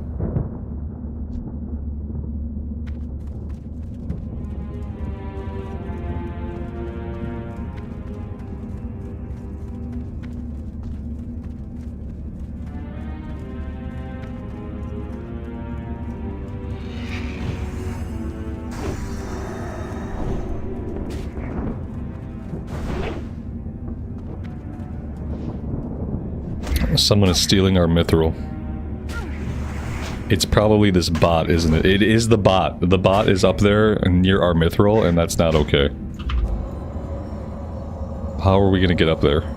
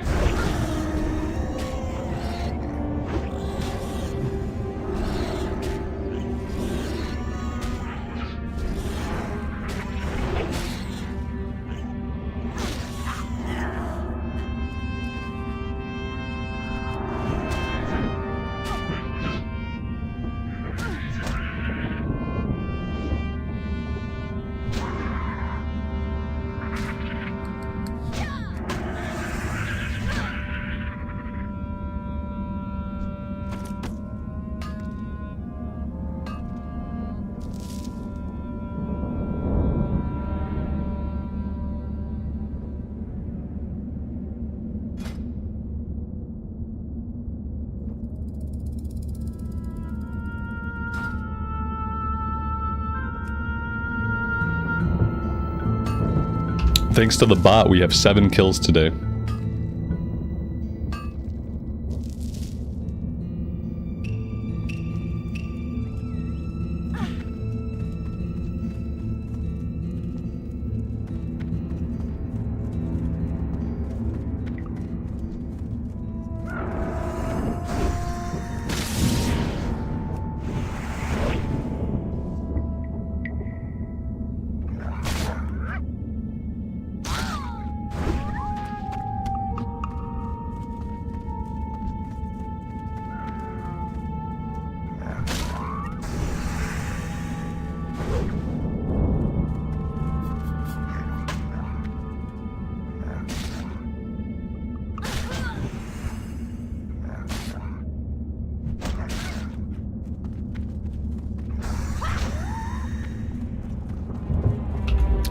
Why does it seem like this guy is like coming after us? I know he's not. He hasn't aggroed us, but he's like, it seems like he's tracking us.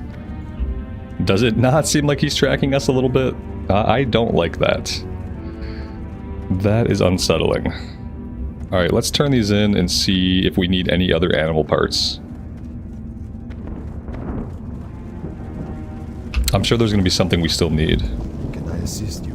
Till next we meet. Be careful. Good luck, friend. Till next we meet. Good luck, friend. I am listening. Hello. What brings you here? Hello. So we need boar lungs, scorpid pinchers, and that should be the last one. The rest of them are repeatable. If you repeat it, you get the buff item, but you don't get any more XP. Speaking of the buff item, I should probably just go ahead and use it. Get it out of the inventory.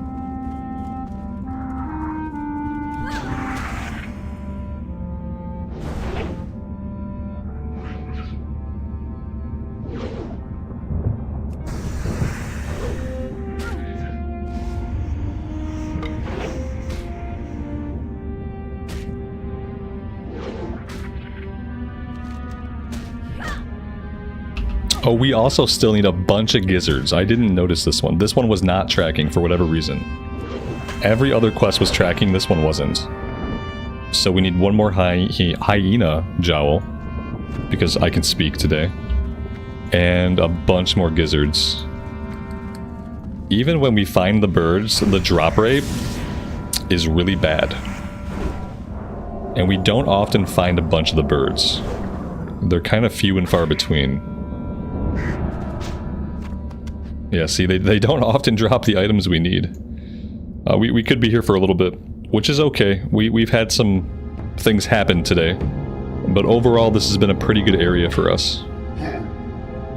Especially if we stay in kind of the northern part of it. I notice that as we get further to the south, we start to encounter like level 52, level 53, 54 enemies. But if we stay up here, all the enemies are like pretty reasonable.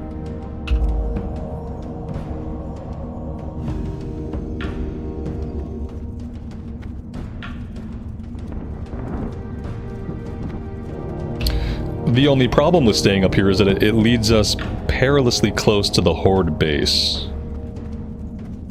For like a bunch of the mobs.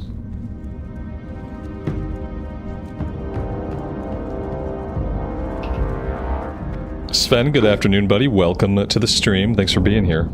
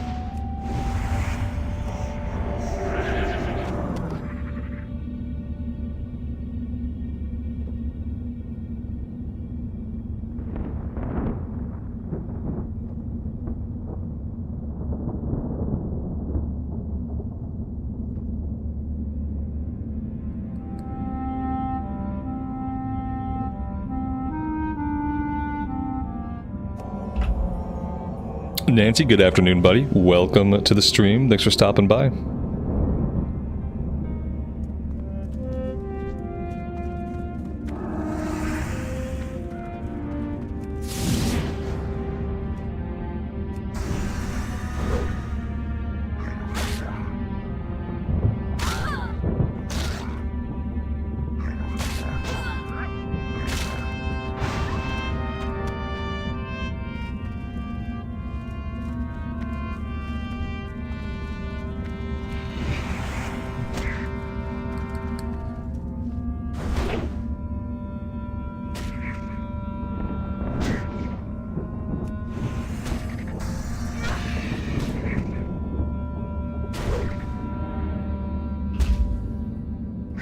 Yeah, we've been here for most of the day, and it has been pretty good XP so far.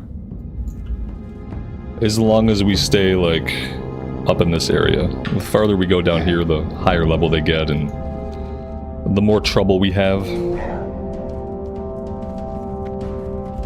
I'm kind of tempting fate being this close to the Horde camp, but I haven't seen anybody come or go for a minute.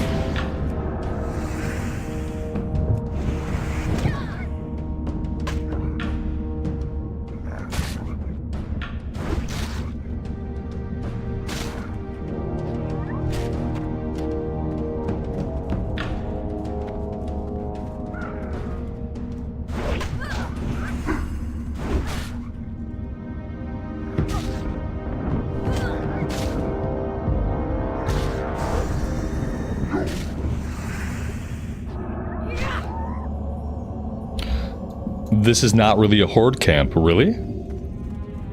I'm pretty sure this is a little base, isn't it? This one right here? Dreadmaul hold? Oh, snap. Okay, okay. Well, that explains why I'm not seeing a lot of players coming or going from here. They're flying the Horde banner.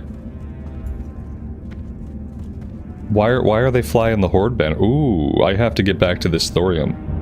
Ooh, we have thorium all over back here. Oh my gosh. We're going in.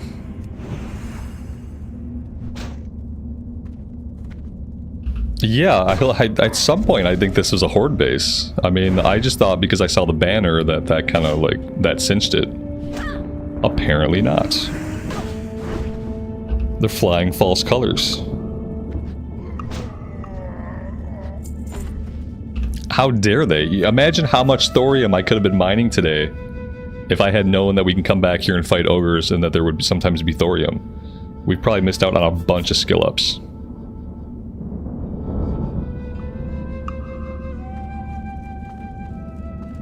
That's nice. The Horde has no flight point here. They come from Swamp of Sorrows. That's fair because Alliance does not have a flight point in Swamp of Sorrows, but we do have a flight point here. So I kind of like that the Horde does not have a flight point here, but they have one in Swamp of Sorrows. That balances things out quite a bit.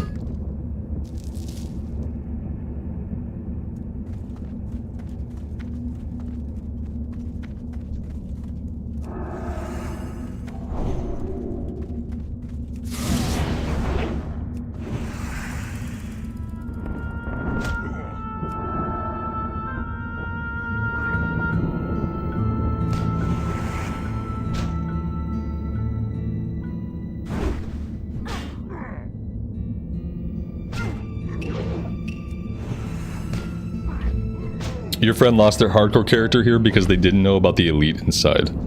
There's an elite back here somewhere, like inside the barrow den. I should get the thorium first, and then we'll go investigate.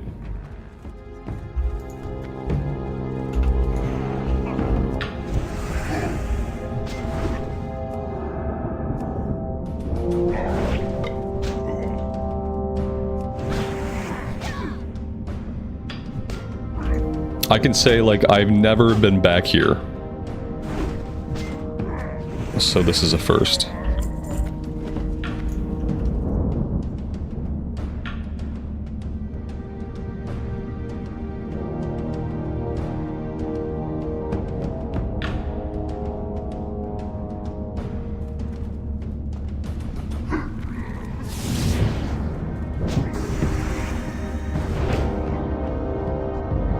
We just like wombo crit that guy, and we killed him, like basically melted him instantly.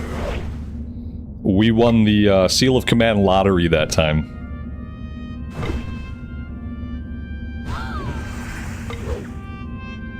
Which we needed that to happen because we also aggroed this level 54. Servant of Grawl.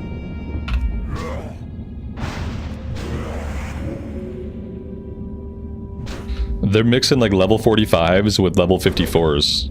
Did this guy just banish himself? What did he do? What happened to him? He's like, he's here but he's not here. And he's also not taking damage. I'm not 100% sure like what to do about this guy.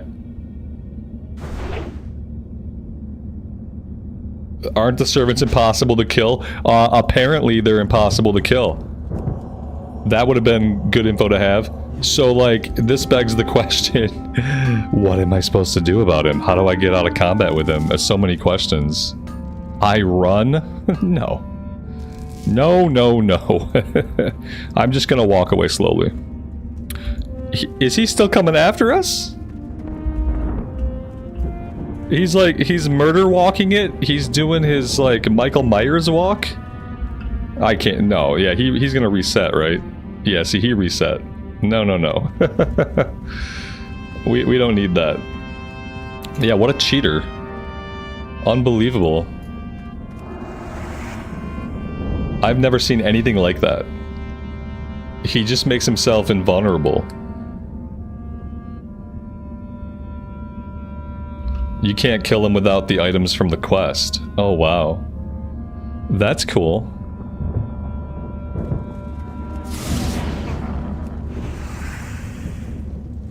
The more you know. A chest? That chest has to have a blue in it. Because, like, how many people come back here and loot this chest? I like to pretend that the least frequented chests have a higher chance to have a blue item. I know that's probably not how, like, probability works at all, but in my imagination it works like that.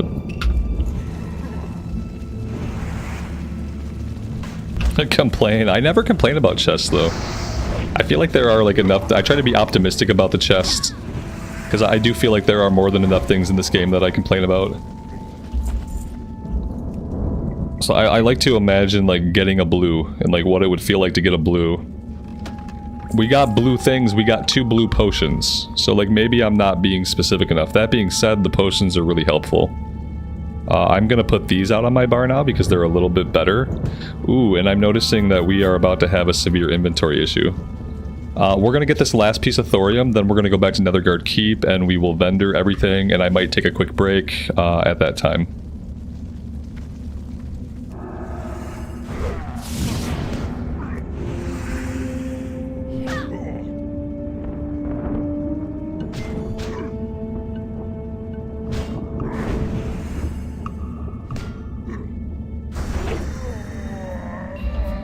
So, like, ooh, am I gonna be able to get this one? Because well...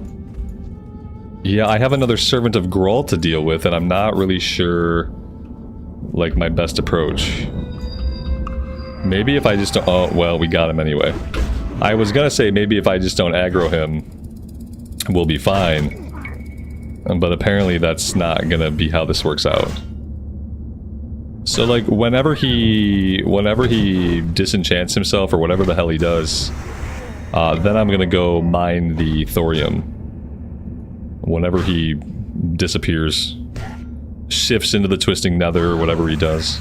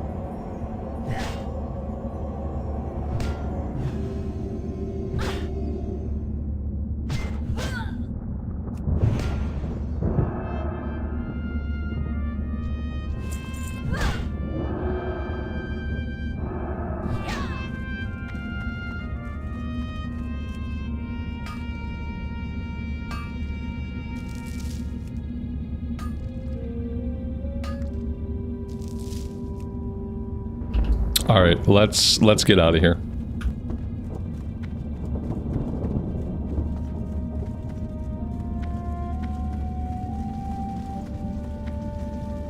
Maybe kill him by the crystal? Yeah, maybe. I mean, it might still be a quest thing. Anyway, either way, we're just gonna skedaddle on out of here.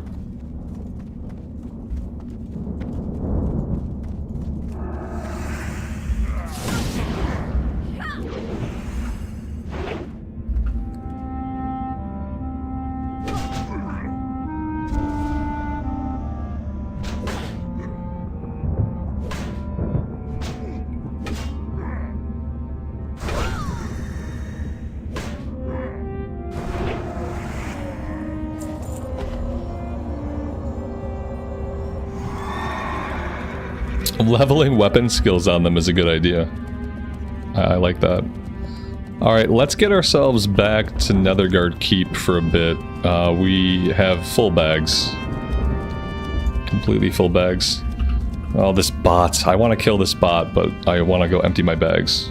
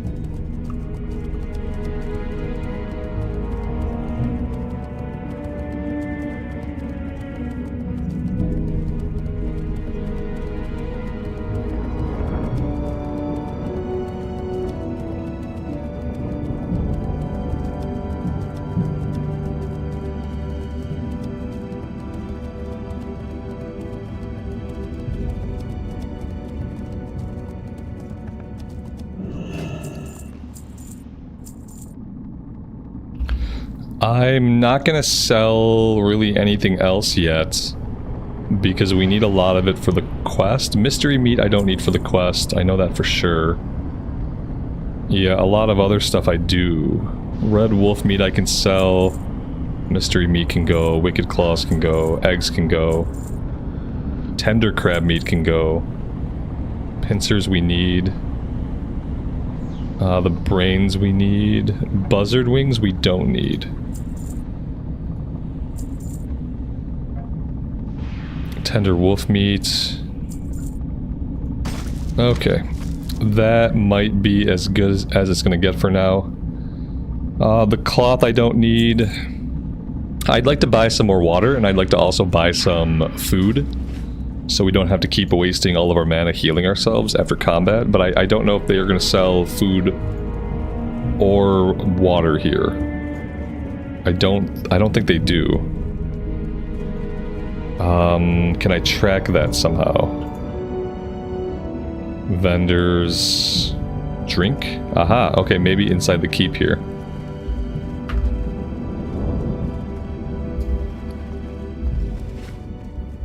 Let's see. Oh, here we go. Oh, that's nice. You need something? Food and drink. Okay, so let's grab a bunch of Alterac Swiss. We'll do 60. Apparently we'll do 65. Okay. See you around. And then I need to find a place for that on my bar. That's going to be the tough part. Where do I want to put this? I don't really have a great keybind for it. I could probably put it here, since we don't really use a lot of health pots anyway.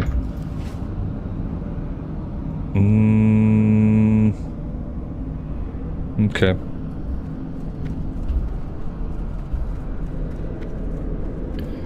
Alright, guys, I'll tell you what, I'm gonna take like a 10-minute break. I need to have a snack, and I have to bio and refill my coffee, and then I'll be back, and we will keep going. I'm gonna park us out here so you guys can at least hear the zone music. And I'm gonna put us on the break screen, and I will see you guys on the flip side.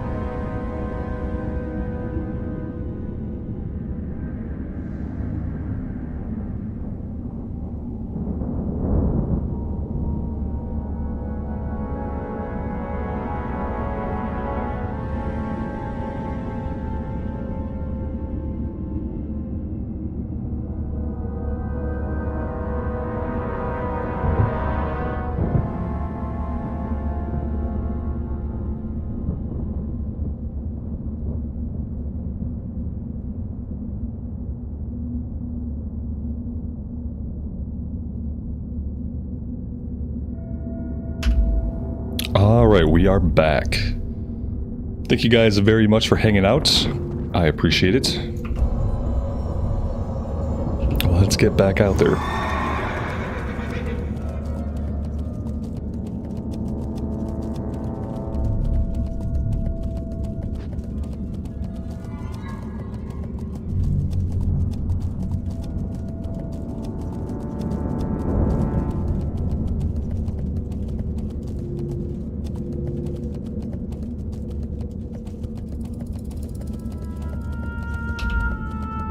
Has the Horde been kind today?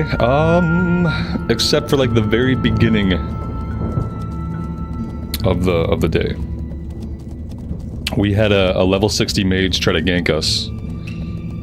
He managed to kill us the first time, which cost me the ZG buff, which was infuriating.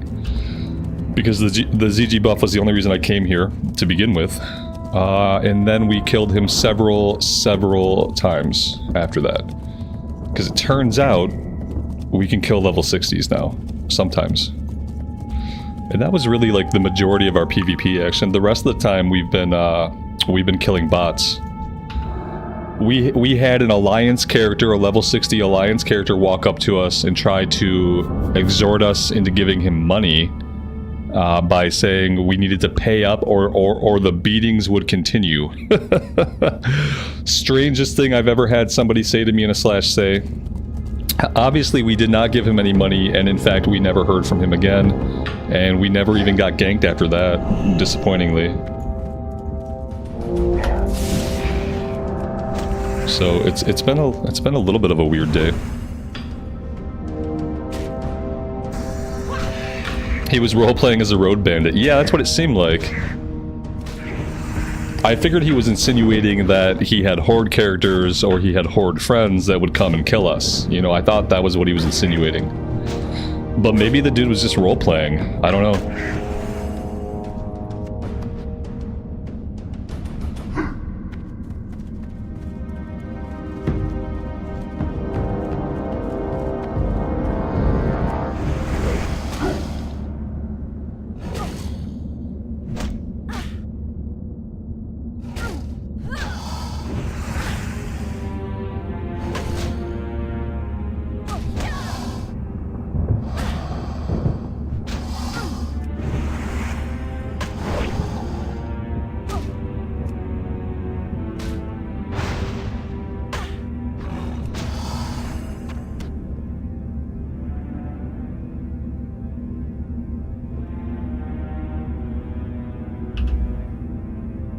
We haven't seen our buddy Chicago today. I think he gets off work at the Taco Bell around like 3:30 my time. So we might see him within the next hour.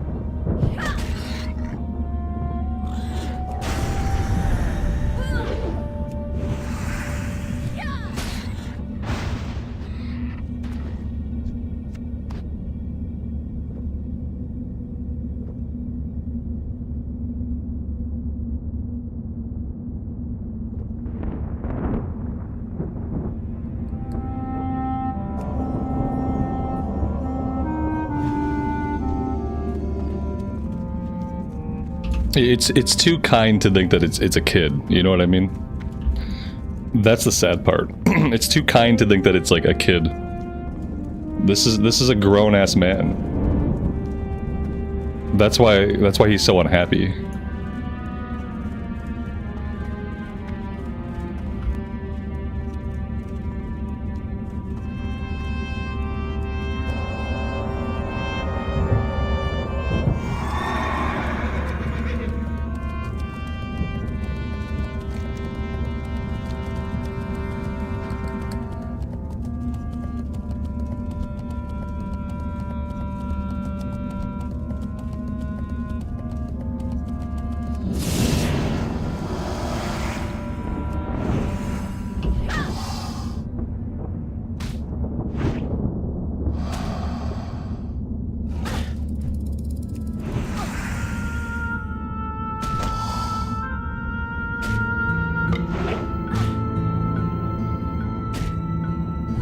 He's getting grounded by his wife. Maybe, I don't know. It'd be sad to think that he gave up on us already, though. I hope we see him today.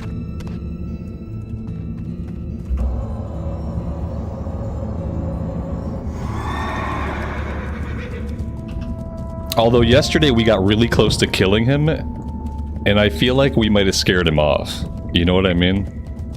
We were in the Searing Gorge. We got really close to killing him, and I think that worried him a little bit. So I hope we didn't scare him off completely.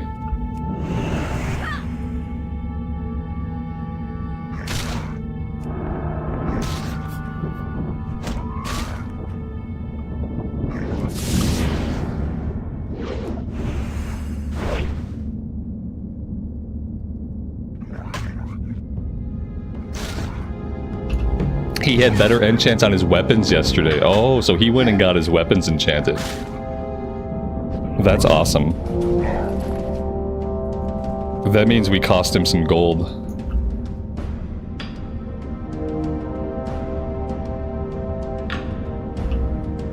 Do I listen to music when I work out? Sometimes. Yeah, sometimes I do. Sometimes I don't.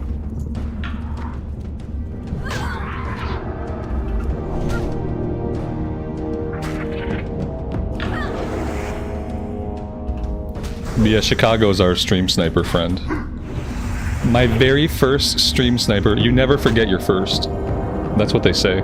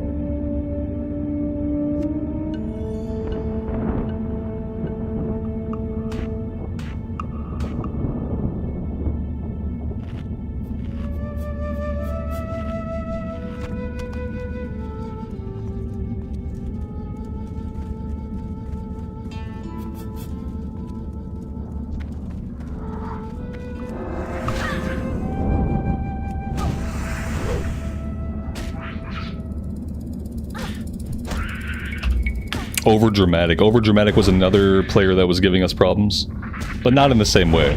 I think we've run into Overdramatic before, just like we've run into a couple of people numerous times, but none of the other people are stream sniping me. Yeah. They're not. I think he's just somebody that we're running into often. I like it when we run into people that we know, just like not when they're in the stream using that as a way to hunt me down. I kind of like seeing the recurring people. We even have our buddy right here, our recurring bot that we first met in the Badlands. We killed him in the Badlands, and we are gonna keep killing him anytime we see him. Like right now, for instance.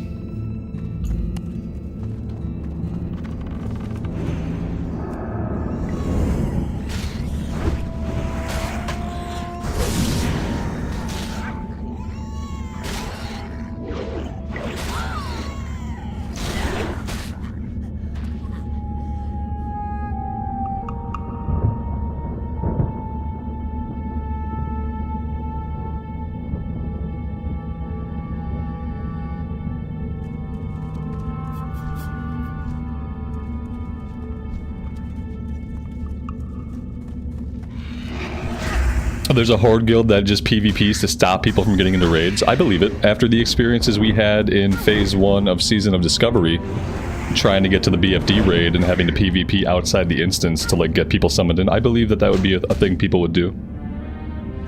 I can definitely see it. We kind of learned that you had to travel as a raid team. Like, that was the best method. was to get everybody grouped up and just beeline it to the entrance and just try to get into the entrance.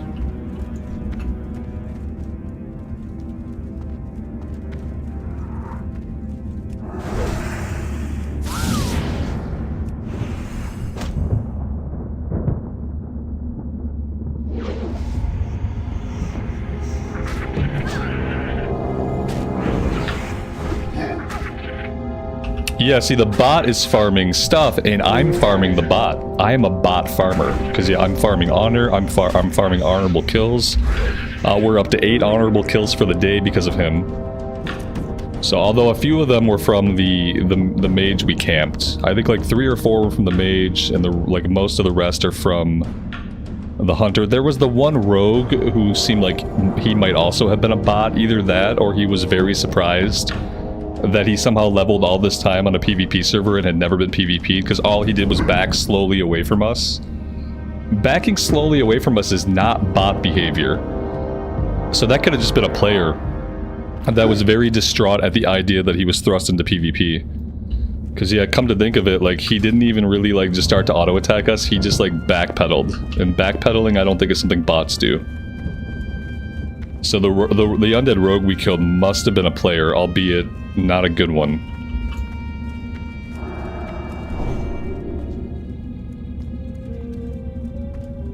I have a dishonorable kill from a random, like, NPC, like, tucked away in a building. Not like an NPC where I would think there was a quest giver. It was a random orc, and they were in a building, and they were chained up. And I was just, like, putzing around, and I just attacked them, like, not even thinking about if they were, like, a quest giver or whatever, like... Yep, I have 1 dishonorable kill. From a random NPC in the Alterac Mountains that, like, nobody was ever gonna go there and, like, not find him. Like, I didn't inconvenience anybody, so, like, yeah. It's a permanent red mark on my record. Likely story, right, exactly. That's what you tell everybody. That's what you say about every NPC you slaughter.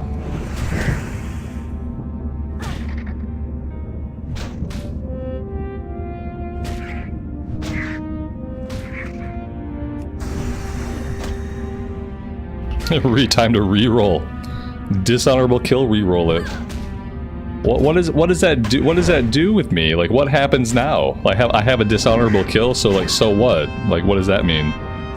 Does it make me ineligible for something? Like, is there something that I can't get that other people can get now that I have a dishonorable kill? Maybe I should have re-rolled. I don't know. Maybe we should re-roll right now. Less chance of getting a job, right? When they run my background check, they're like, well, we see here back in 2024 you had a dishonorable kill. Care to talk a little bit about that for us? Well, you know, we were in the middle of Alterac Mountains, and I was just in an upstairs room, and there was an orc nearby, and, you know, I didn't even really think he was for a quest. I just thought, you know, just an orc NPC, fair game. Likely story.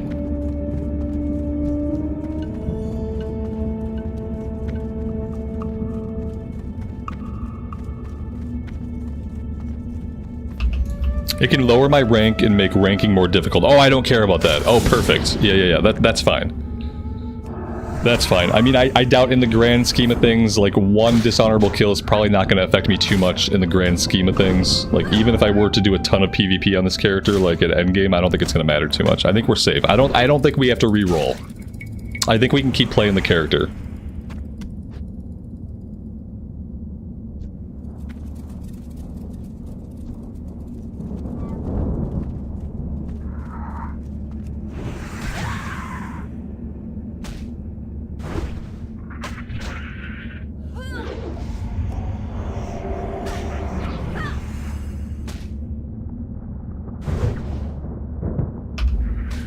We need to go back and check by the ogre area again to see if any of the small thorium veins have respawned.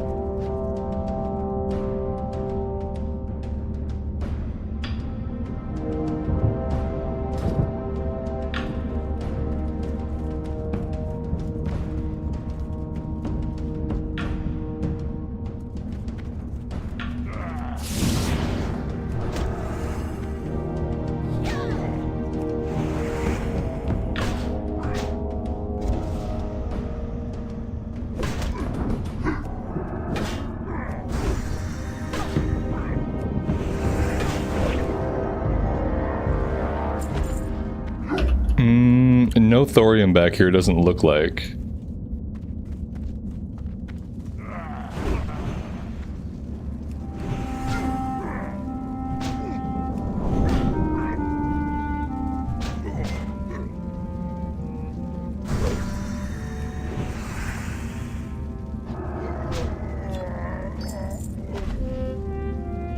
Oh, there is another chest back here. Okay. Well, we know there's a blue in it this time. Like, obviously. Because there wasn't last time, and we know it's like 50-50 whether we get a blue, so...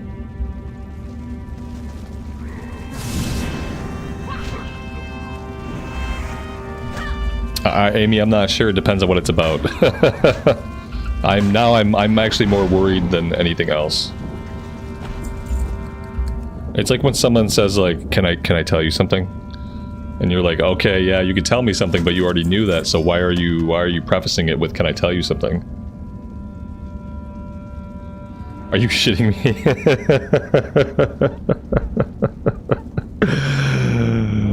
Okay. Great. They're only 4.5 weeks late. They realize that?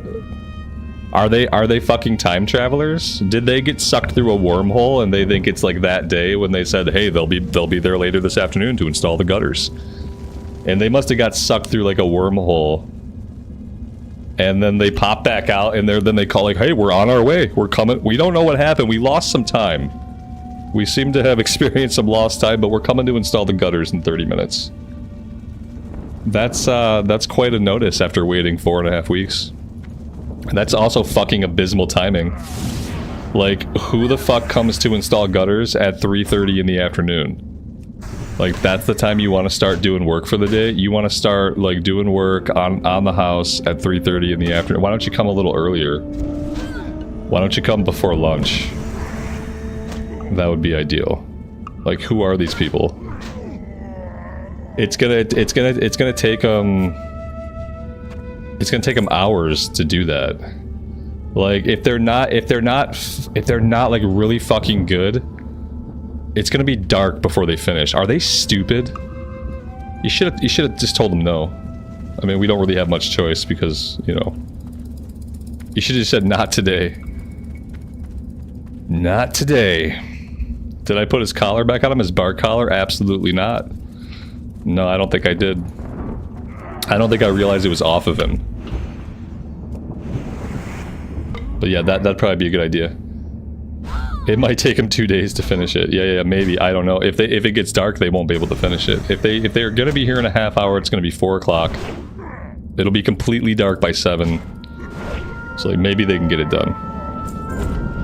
We probably have to move the car out into the street, because they're probably gonna have to be working like right there in the driveway for part of what they're doing. Oh, stupid.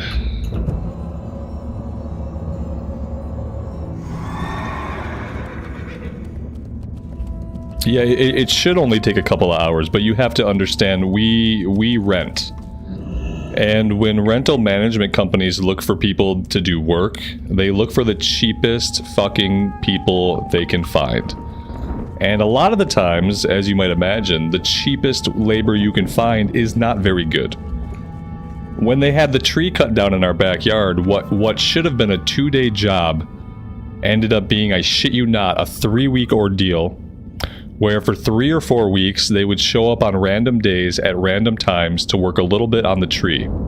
And it was like a fucking lottery. We would wake up not knowing if they were going to come that day and be sawing down a tree in the backyard. We just never knew. We never knew until they came.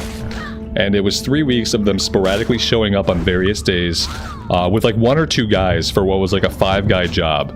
Huge tree. And so 3 weeks to get a fucking tree chopped down, because that's what you get when you look for the cheapest possible labor for the job. And so yeah, we have a smaller house, so it should only take them about 2 hours to put gutters on it. But it won't. That's not how it's gonna happen. It's gonna happen in the most annoying, drawn out, excruciatingly painful way that it possibly can. Because that's part of the poor tax you have when you're a renter. It's like, not only are you paying rent that's like double most people's mortgages for the house that you're in, you also have to contend with shit like this. It's just part of the tax of like what comes with having a shitty credit score. It's just part of it.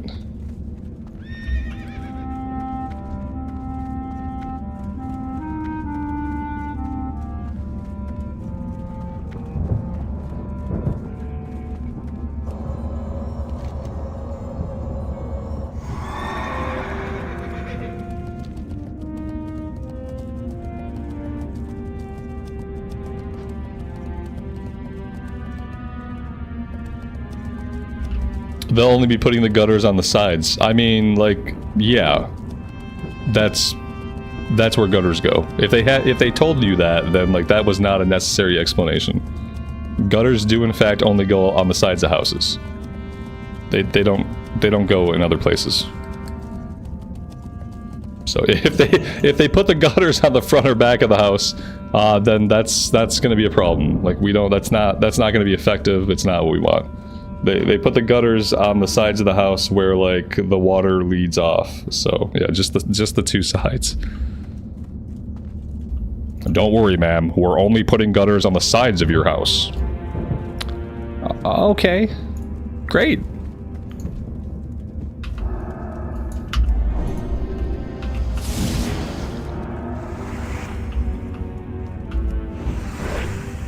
Rome, good afternoon, buddy. Thanks for stopping by.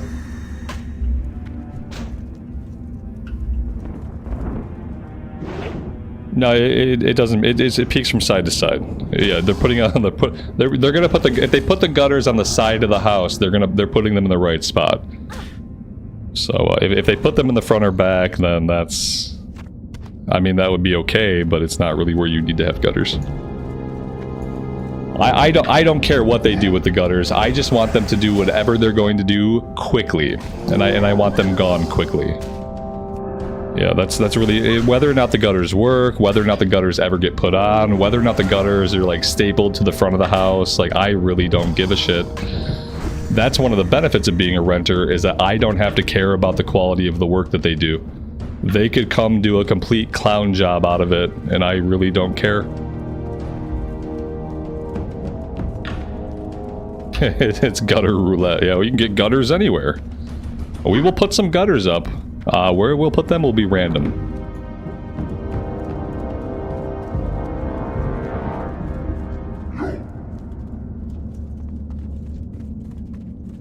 Yeah, 3 weeks of showing up on random days. So not 3 weeks of continuous work.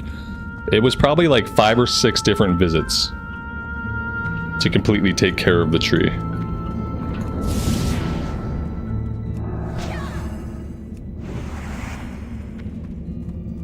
But we would never know when they were going to show up. In the meantime, they left all their shit in our yard.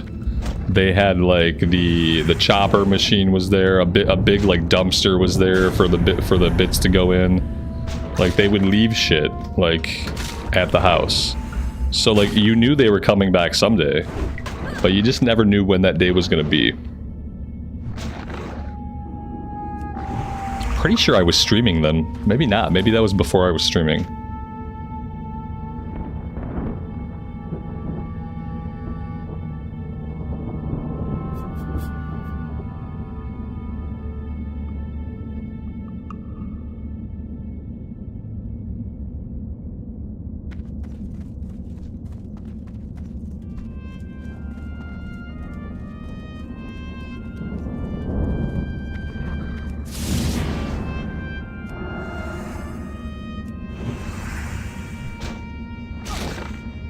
Like, I remember the guy explaining to me, like, one time randomly showing up, he was just, like, explaining how he was short-staffed. He was like, oh, it's only me and one other guy, and it's really an X-person amount of people job, and I'm like, listen, I don't care. I just want you to finish so I never have to see you again. And he was like, oh.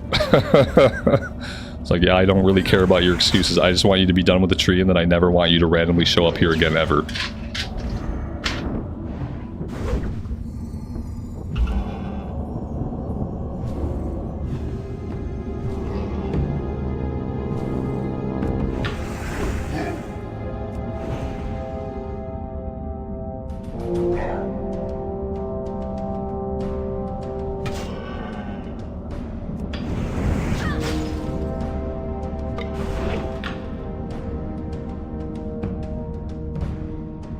The NPC is stalking me. I thought so. These NPCs are sketchy. I don't trust them. They have weird pathing that like often seems like they're trying to follow you around.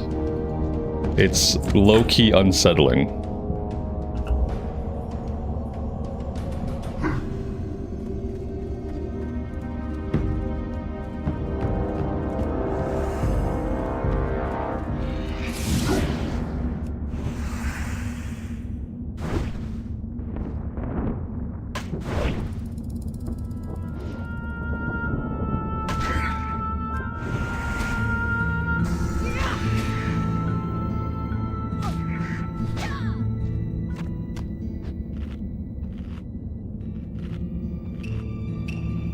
I feel like I haven't found any boars.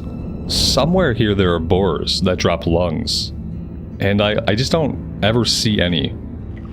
We've fought like 2 boars. We've been farming here for like over 3 hours, about 3 hours, and I haven't seen any of the boars. Maybe I've just been in the wrong place the whole time. But yeah, we need boar lungs, like wherever that's coming from. The birds are not dropping gizzards, so like that's a problem.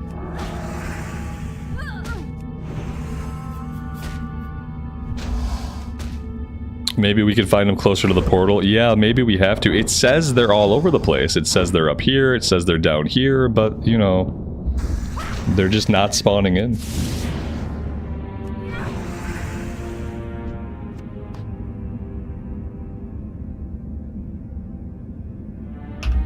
Dustin, 200 MS in WoW is nothing. 200 MS in WoW is nothing. That's like no lag at all.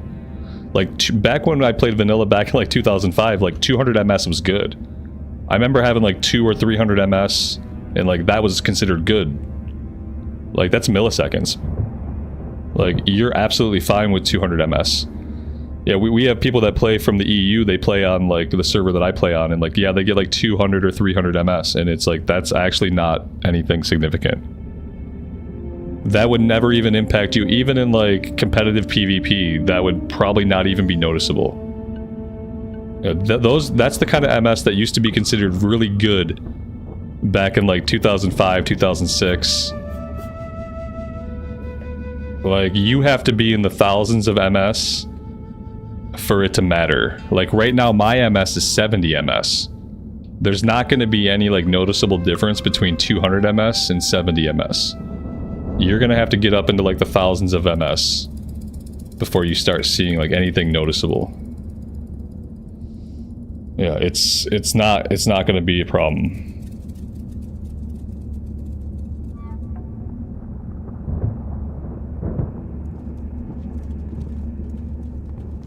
The one boar. This is like the only boar I've ever seen. And this dude's killing it.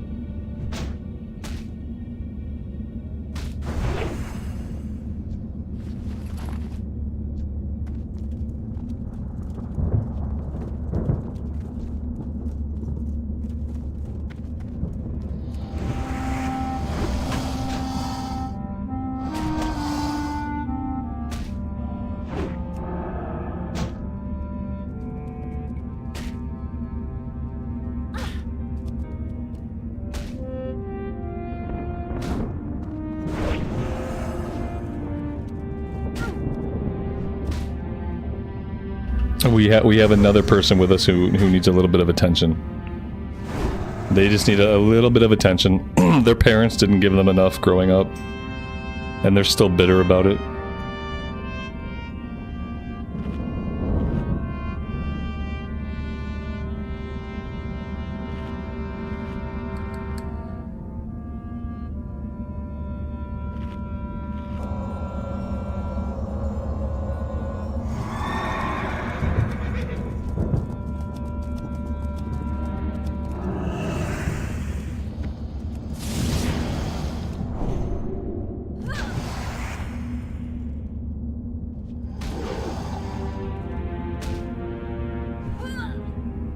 He's running back and forth between the spawn points, killing them all. Yeah, that's fine. I really don't care.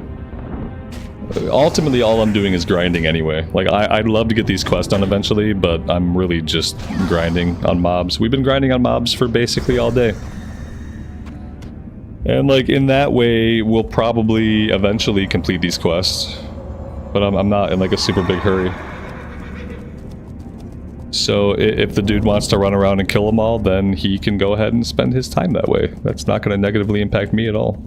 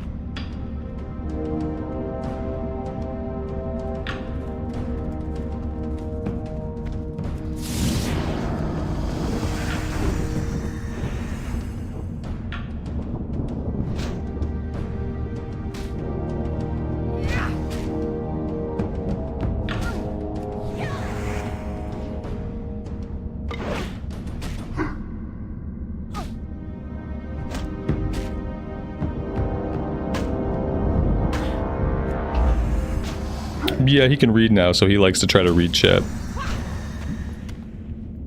My inventory's full. Oh my god, I thought we just took care of this. Ugh.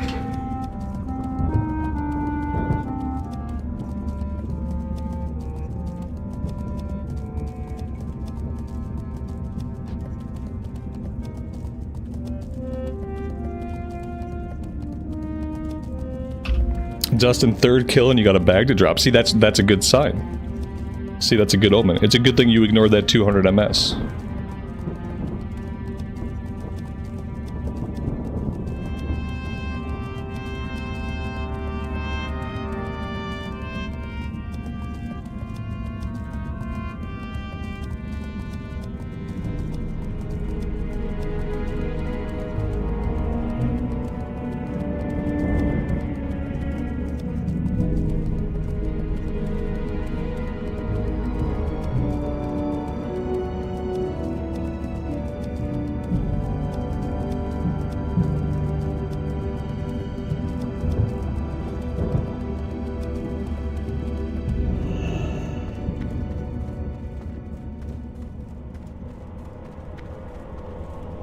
I supply only the finest goods.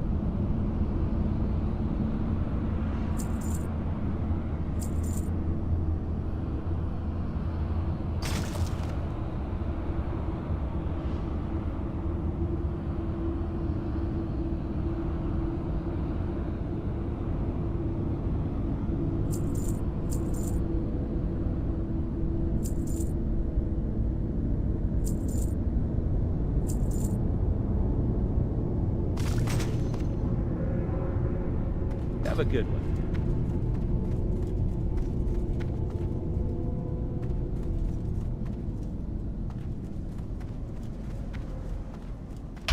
Alex, good afternoon, man. Welcome to the stream. Thanks for being here.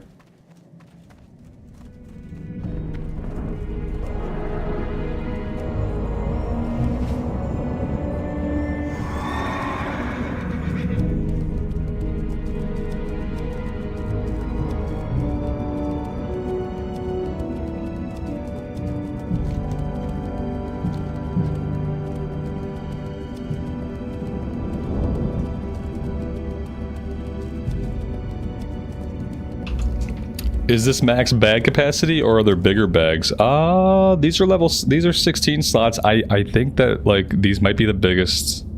Well, there's probably really expensive ones that are like that are 18 slot bags. Yeah, I'm not sure actually. Is 16 the biggest slot, or is there an 18 slot bag in Classic era?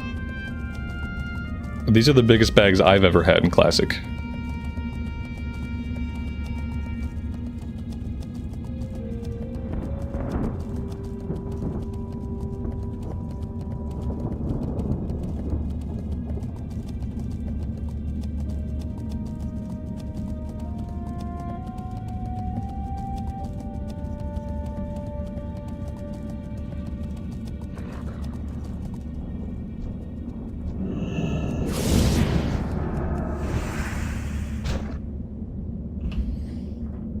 You love how I ended up prepping more for War Within than actually playing it? Well, I mean, it turns out they're not making the game for me. How could I know that before playing it? Yep, I had to play it to see, and I played it, and it turns out they're not making the game for me anymore, so I am no longer playing it. And I will leave the War Within to people who enjoy that kind of game design, which there are a lot of people who are having a lot of fun with it. It's like, I could make the choice between, like, playing it and enjoying the small pieces of it I like and bitching about everything else. Or I could play a game where I enjoy the whole game. And so, like, when I thought about it like that, it made the choice of quitting retail WoW really fucking simple. Like, I could either be playing something that I generally dislike to get at the small bits of content that I do like, whilst complaining about it the entire time, or I could quit. So I quit. A Nixia's hide bag is 18 slot, right on. That must be for the one that sells for like $3,000 or $4,000 on the auction house. Or maybe it's like a rare drop. Oh, 800 per bag on Mancrick. Yeah, I think those are 3,000 on Whitemane. I remember seeing bags that were like 3K.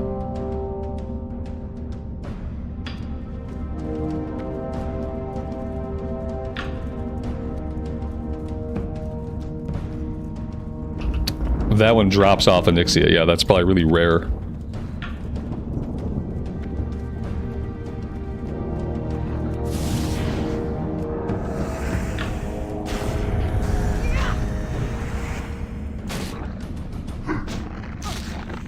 The bottomless bag. That's what it's called. Yeah.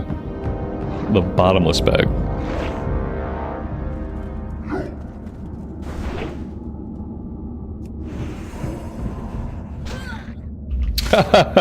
They came to measure, and they left to get supplies.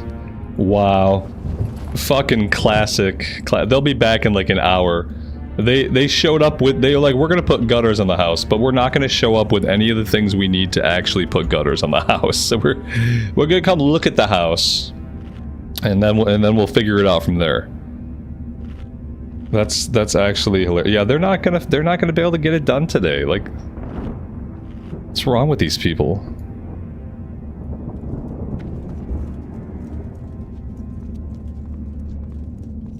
I'd be surprised if they even come back. So we'll see how it goes.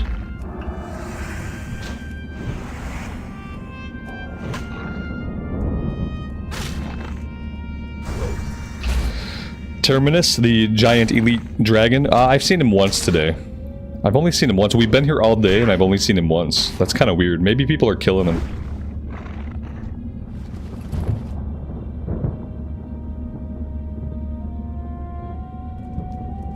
It's like they showed up to put gutters on. They're like, "Oh man, like we didn't bring any gutters. We wanted to see the house before we brought gutters. Like it's gutters.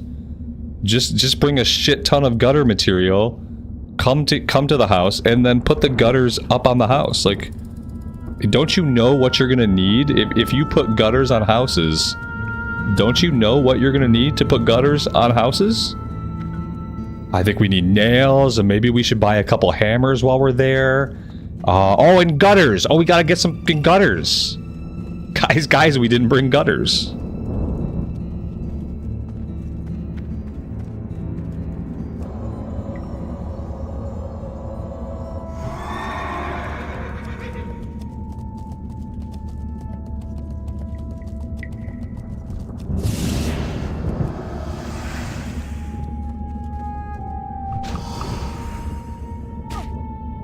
Yeah, like they're making a list of all the tools humans need to like put gutters on a house, and now they have to go get all that stuff.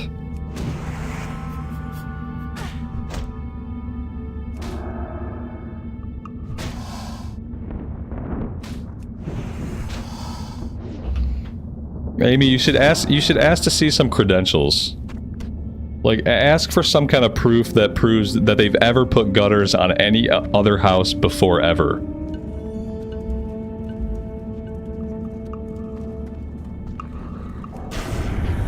Before they're like out crawling around on the roof.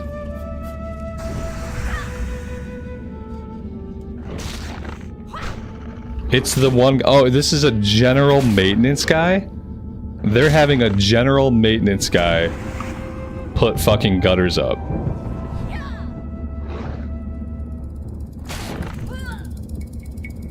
Unfucking believable. So like, no matter what, like, let's say he's ever put gutters up before. It's not his day job. And so it's gonna take him twice. It's one guy. It's gonna take him twice as long as it would take actual people who actually put gutters on houses for an actual fucking living. It's gonna take this guy 2 or 3 times as long. Just by virtue of the fact that this is not what he does. Like, this is a guy who, like, patches holes in walls and shit. And now he's gonna be putting gutters on the house. That's amazing. I can't wait to see how they turn out.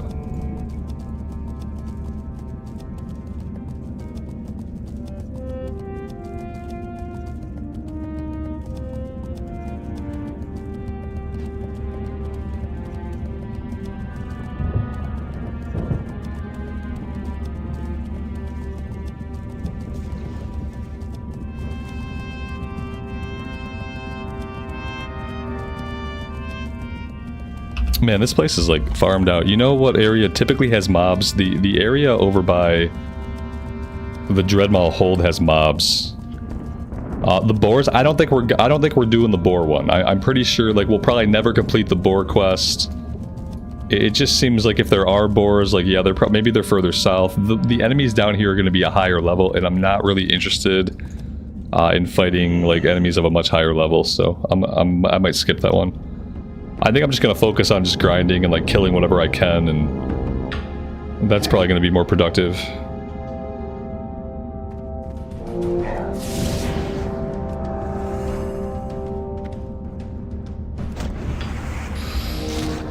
Do I keep up with any of like the strongman competitions and stuff? Not really.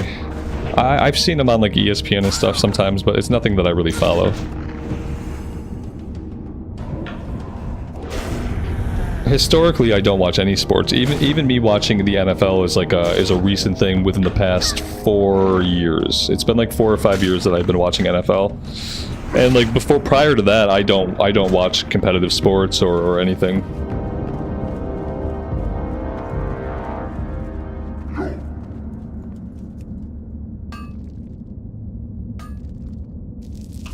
Mr. Santa, have a good rest of your day, man. We will see you next time.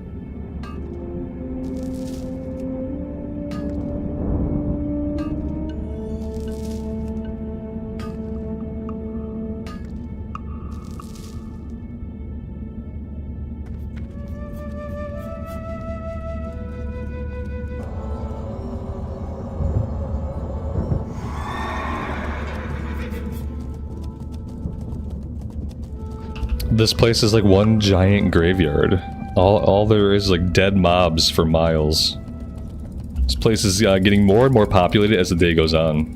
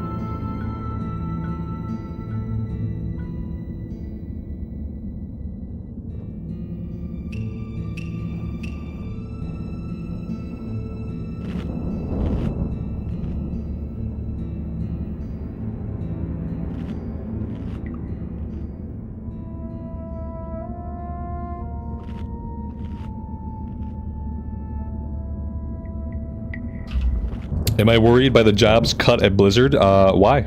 Oh, why would I be? I don't work for Blizzard, so they can't cut my job.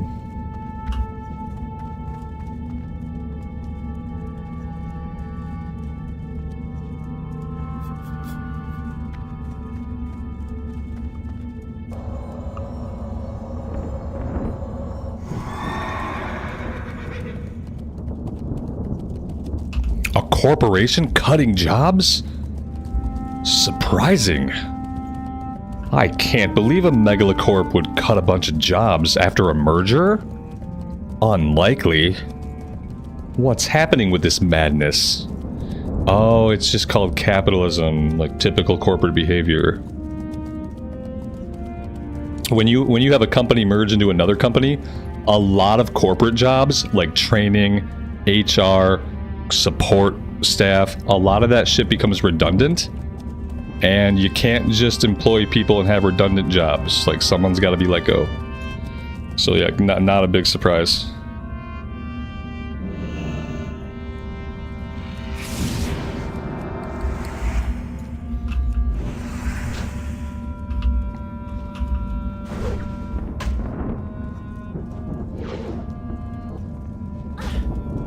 Does it suck on an individual level when people lose their jobs? Absolutely. Like, does it suck anymore at Blizz as compared to like anywhere else? No, I mean, it's just something that happens in corporate America. Like, in corporate America, there really is very little job security for anybody, regardless of tenure. Like, you could be with somebody, like, as I learned, you could be with a company for 10 years, only to have them call you one day and tell you that your job has been transferred to another department and your job no longer exists. And that can happen to you after you work for the same company for a decade. And so, no, I'm not shocked. There's a reason why I don't work in corporate anymore, and it's because corporations do not give a shit about people, and they will use you up for your talents and feed you a bunch of BS about how awesome you are. And then the minute that somebody needs to save a little bit of money on a spreadsheet, they will cut whoever is like the biggest common denominator. Like, oh, you've been on the team longest and you have a higher salary than most of the other people. Let's go ahead and fire you. And then if we do need someone to do your job, we can hire an entry-level person and at half of what you make, and then we're saving money for our yacht. So like, no, it doesn't surprise me. This is just how it goes.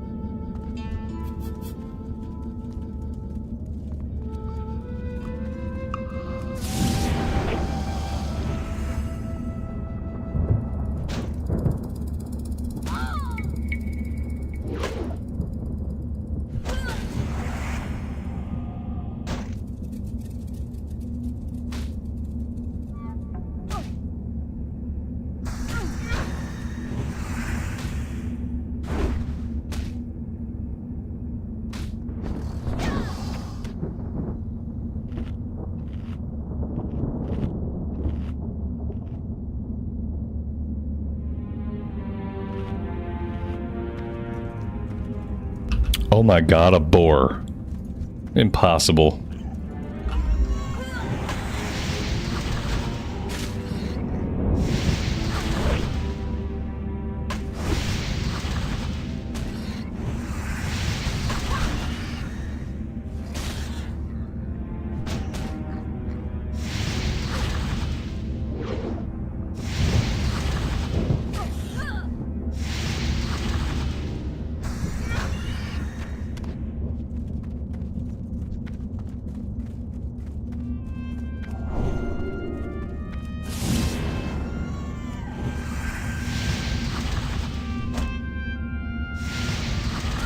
We got a thorium vein over here too.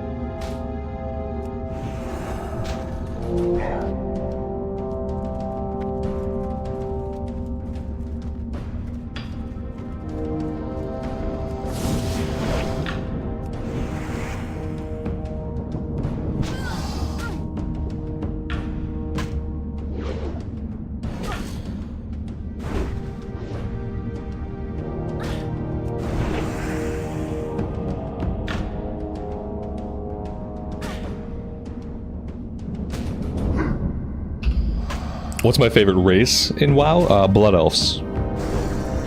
In classic era, like without Blood Elves, like humans.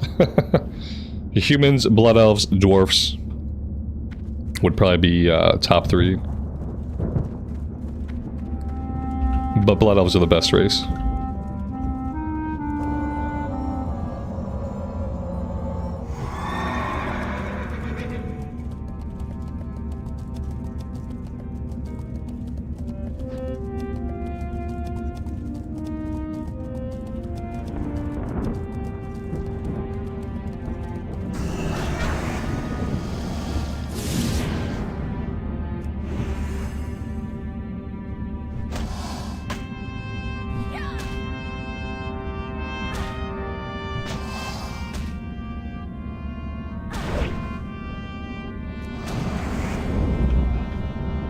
No, I would prefer that there were Blood Elves and High Elves in the game. That's what I don't want to have to choose. There should be Blood Elves and High Elves. Because both of those things exist in the lore.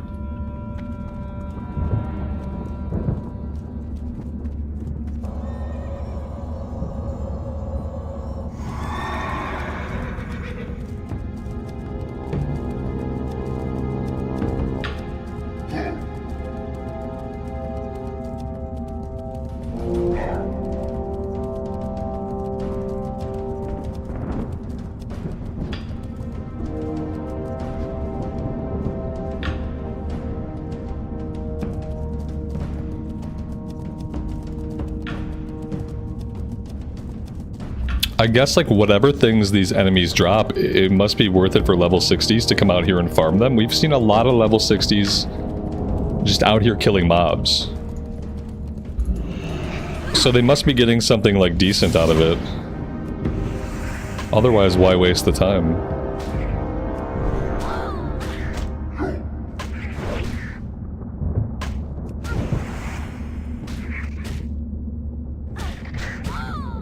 Ah, yeah. It's the repeatable items for the buff items. Yeah, that's a good point. I forgot about those buff items.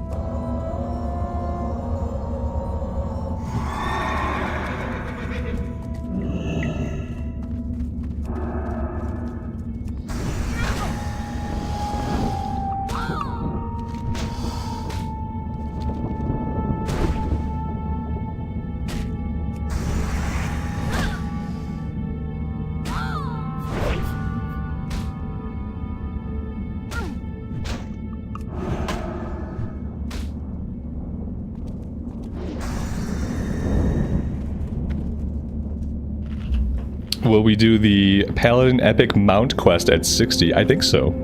I would like to. I'm kind of assuming that it involves, is that the one that involves going into like Skolamance or Stratholme or something? Pretty sure there are like multiple dungeons involved.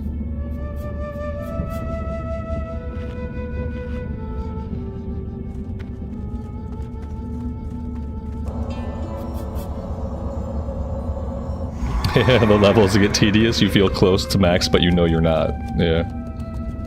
Exactly. Yeah, once you get to level 50, part of your brain is like, 10 levels to go! It's going to be easy! And then you realize it's actually going to be like 80 hours.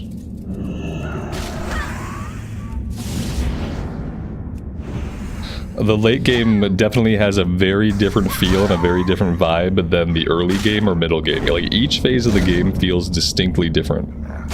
Like, in the early game, you're doing so many quests. Like, everything you do is quests. There are quests everywhere, there's tons of stuff to do. And you see that just kind of shift throughout the mid-game. Whereas, like, in the mid-game, you start doing a little bit more grinding, and then by, like, the later game, you're doing a ton of grinding. Once we hit level 52, that will change a little bit. Once we can get to 52, we can go into a Girl Crater, and we're gonna have a bunch of stuff we can actually do. But for right now, like, getting to 52, that's gonna be a little bit tedious.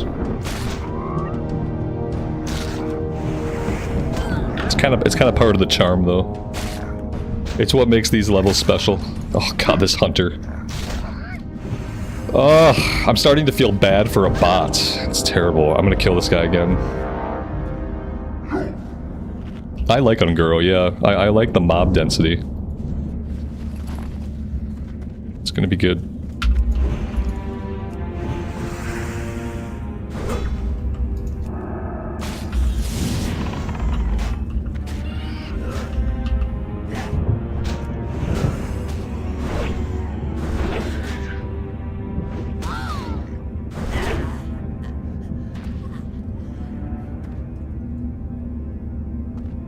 Let the mob give him the killing blow so his armor breaks. I think the mob is always attacking his pet, though. It's not a bad idea. It's actually a good idea, but I think the mob is always on his pet. So I guess I'd have to focus the pet, kill the pet, then maybe the mob... I'm afraid that if I kill the pet, the mob would go on to me, as opposed to doing what it should do, which is go on to him.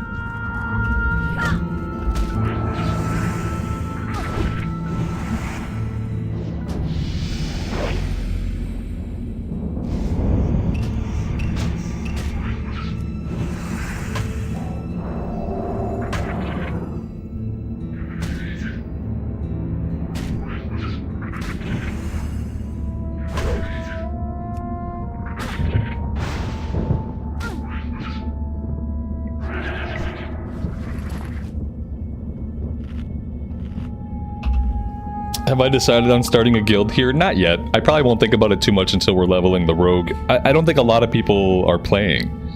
You know what I mean? Like, a lot of you guys are hanging out here because, like, you can't play, or you're not gonna play right now, or you're playing other things. Some of you guys are playing here, and some of you guys are playing other versions of the game. So it's like, I'd love to have a guild, but I don't want to have a dead guild. So I only want to have a guild if there's enough people actually interested to have the guild be active. And if the guild's not active, like, I don't need any more dead guilds. So I think when I'm leveling, like, future characters, then I'll be, like, a lot more inclined. Once I have this character capped and, like, I have a foundation here, then I wouldn't mind, like, trying to put a guild together if people wanted to.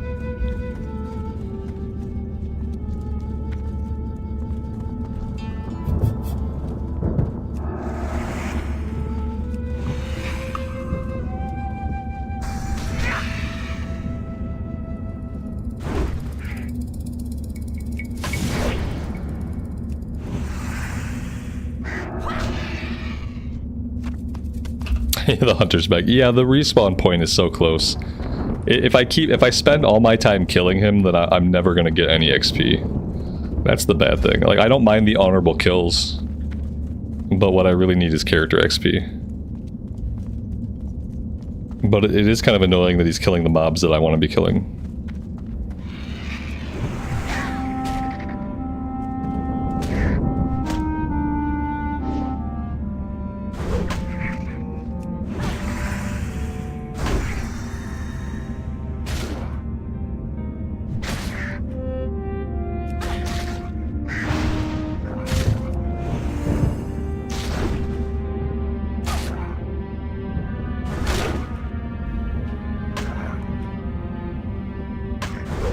Yeah, we've gotten quite a bit of XP here today. Now, granted, this is basically all we've done all day. But I don't know. Like, I don't know if we're gonna hit 51. We're gonna be close. I can't promise that we actually hit 51 today. I know it seems like we're so close to 51. You could probably think like, how could we not hit 51 today? It's so close, but like, it just feels like it's close. It feels a lot closer than it is. We'll see if we can do it. It's going to depend on a few factors, including whenever dinner is. That's the main factor.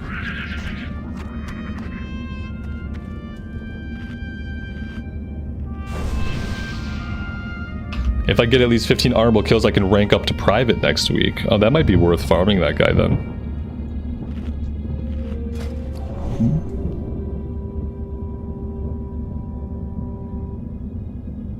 Nice. Yeah, you know, the plate I'll wear, I'm obviously gonna save the leather for the rogue. Nancy, I appreciate that, man. Thank you. Yeah, we're gonna tuck away the leather piece for our rogue. Level 53 for the belt. Okay, that's awesome. Lightforge belt. Damn. 10 strength, 9 stam, 15 int, 6 spirit. That's incredible. That's crazy good. Thank you.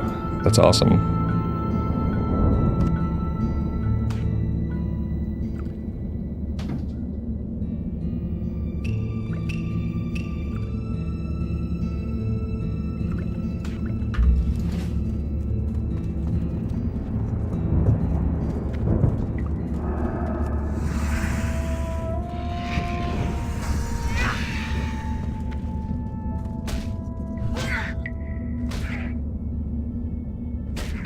Yeah, now at that level I need to shop for the other Lightforge pieces. Plus 200 armor just for the 2-piece, 40 attack power for the 4-set. Chance on melee attack to increase your damage and healing done by magical spells and effects by up to 95 for 10 seconds. Okay, yeah, like... We'll be checking out the auction house at some point to try to shop for like as many of these Lightforge pieces as we possibly can. That being said, if I get my blacksmithing leveled up, I could probably craft them eventually, but probably not by level 53. By level 53, I doubt we'll be... Well, we're 232, but yeah, I doubt we'll be ready by level 53. They drop... Oh, they're not crafted. They're drops. Oh, okay. Yeah, we're gonna look. I'm probably gonna look today after stream.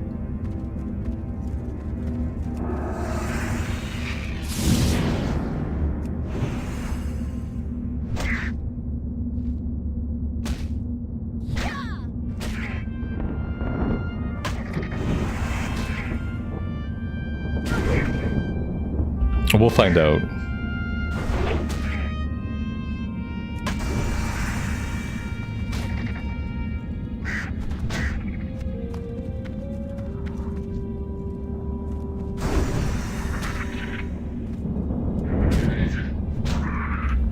At tier 0. Tier 0.5. Yeah, I like tier 0.5. That's cute.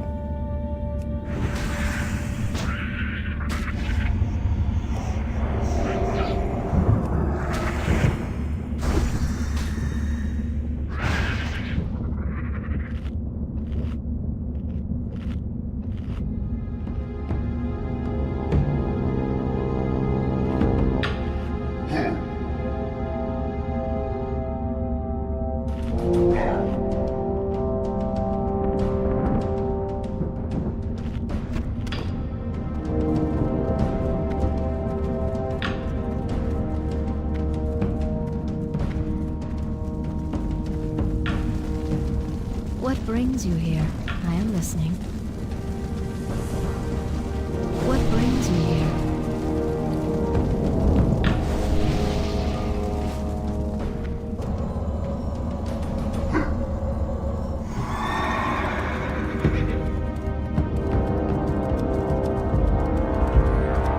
The boots, helm, chest, legs, and shoulders are all bind on pickup.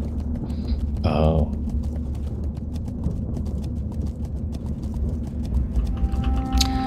Well, damn.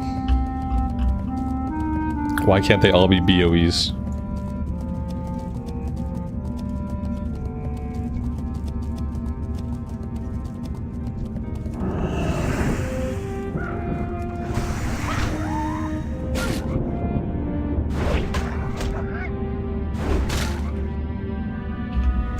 BOE's belt gauntlet bracers. We can at least get the 2-piece. It sucks that we can't get the 4-piece. Like we can get 3, but we can at least get the 2-piece bonus.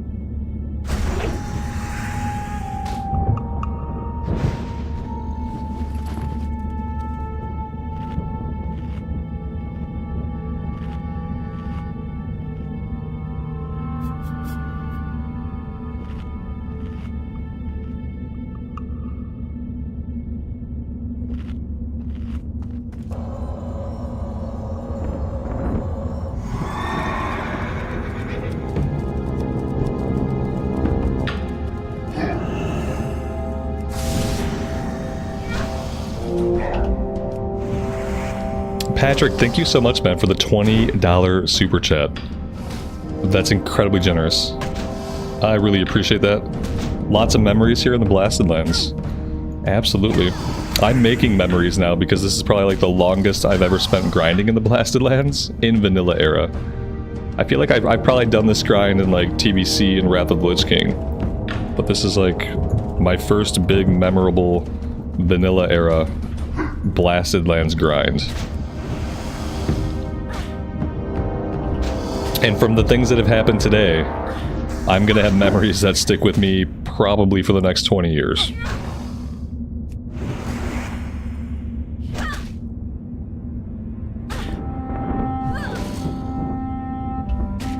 Gauntlets are 35 gold, bracers are 50. That's really cheap. I'm gonna pick those up after the stream. Amy, you're picking up dinner in 30 minutes. Oh, I thought it was delivery. You're gonna go pick it up in 30 minutes. So then we have about 40 minutes. Can we get 2.5 bubbles in classic era in like 40 minutes? I don't know, but we are going to find out.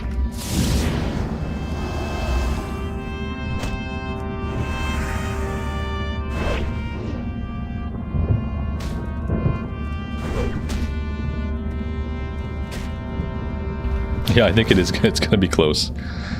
It's gonna be close. Like, do I want my pizza hot, or am I okay with my pizza being a little bit cold? That's going to be what it boils down to. If I stop caring about what I'm fighting and I make sure that I'm just like constantly fighting stuff, then we might make it. I was obviously hunting for the last... If we get this last boar lung, that'll give us a little bit of quest XP. That could push us over the edge. But it's really a matter of like, are we going to find any boars? The boars seem sufficiently farmed out. Everyone seems to want to farm out the boars. They must drop the item for like the buff that everybody needs. Everybody's killing the boars.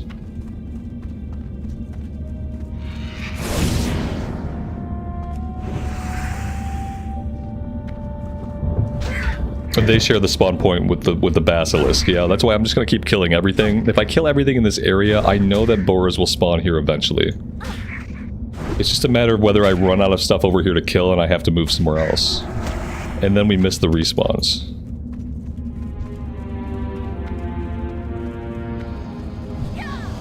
Are we still on Whitemane? Yes, we are. We are still on Whitemane and we are not going anywhere.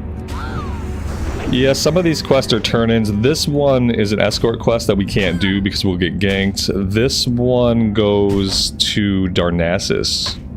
I gotta fly to Darnassus for this one.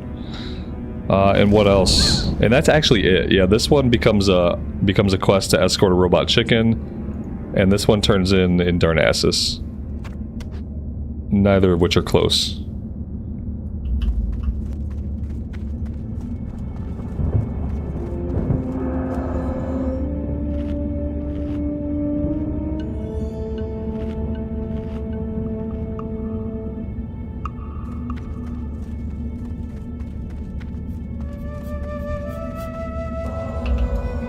Yeah, see, this stuff over here is not respawning very fast. And the cultists are level 53. I don't really want to fight level 53 cultist.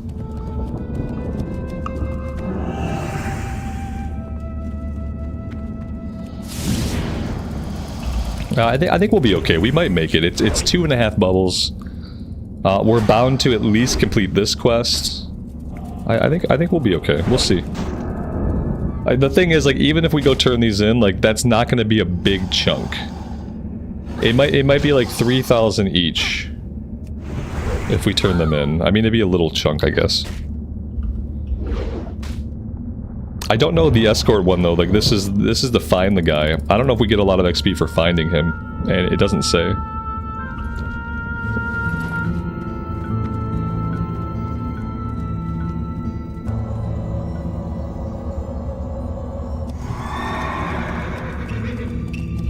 A boar respawn behind me? Really? I mean, if that's so, then somebody probably already killed it.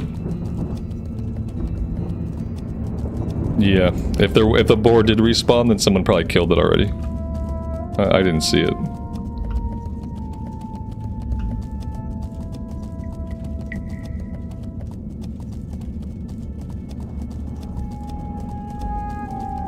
This was a good place to be, like, in the early afternoon, like morning, afternoon, and like as the day came on, like passed on, I probably should have gone somewhere else. As the number of people here, like, continued to increase, and the respawn rate never really has picked up, we probably should have went somewhere else. I didn't realize so many people were going to be farming here.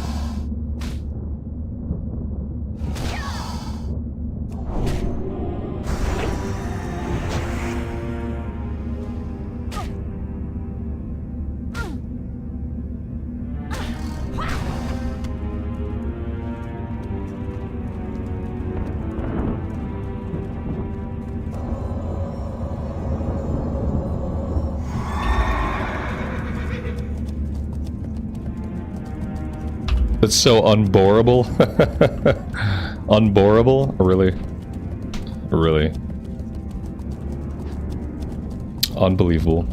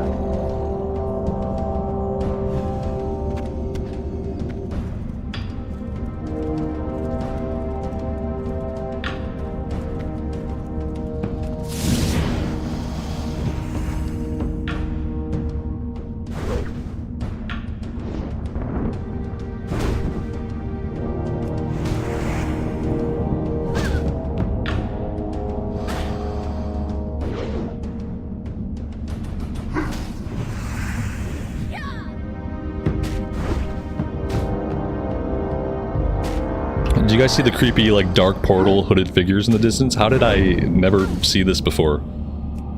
We've been here all day, and this is, like, the first time I've noticed this, like, in the background.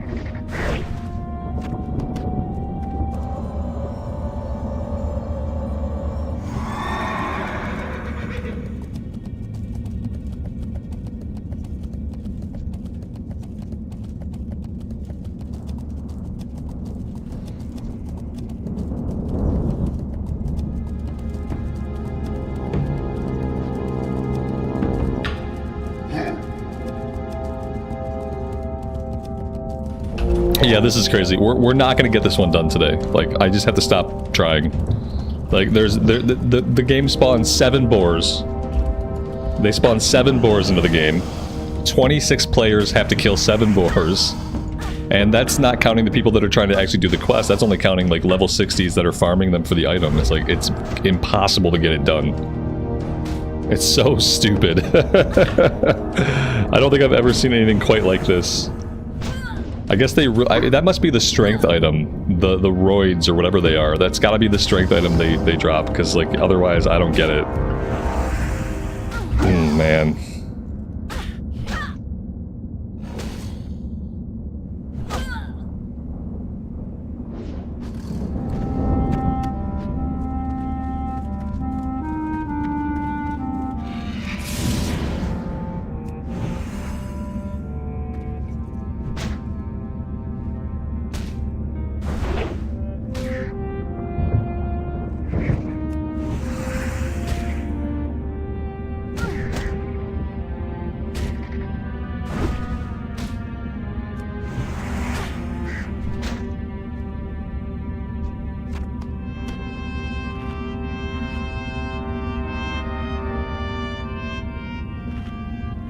The fact of the matter is, even if we hit level 51 today, we have passed the point where we can reasonably expect to get a level a day. So even if we hit 51 today, like, there's probably no way we hit 52 tomorrow. We are about to enter, like, 1 level every other day territory. And there's no going back after this. Even once we start having a lot more quests to do, we're probably still not going to be able to get a level each day. It's probably going to be a level every other day from here on out.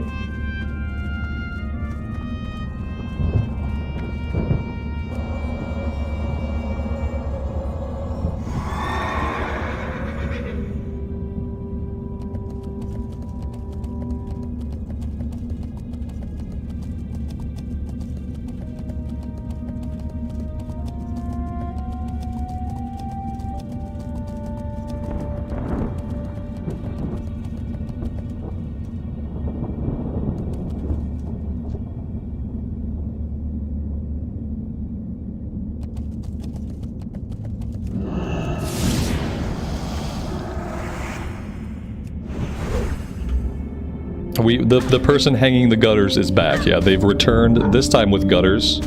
You can hear my big dog barking and then subsequently his bark collar beeping at him. That's being very effective. And yeah, so they're gonna, he, the single individual, is now going to try to hang the gutters onto the house. So I hope he just puts them up there with duct tape. Because otherwise there's going to be a lot of banging or drilling, or banging followed by drilling, or drilling followed by banging. There's going to be, what I'm saying is there's probably going to be noise. Unless he duct tapes them up there, which is what I would do. You know, but yeah.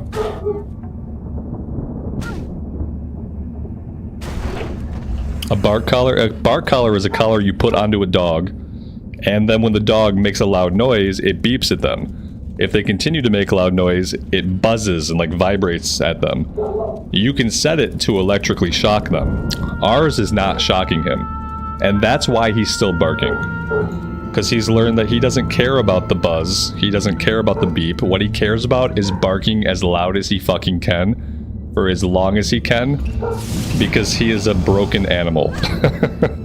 And so at this point, the bark collar is doing absolutely nothing, except making more noise, which is awesome, because I love noise. I hate noise.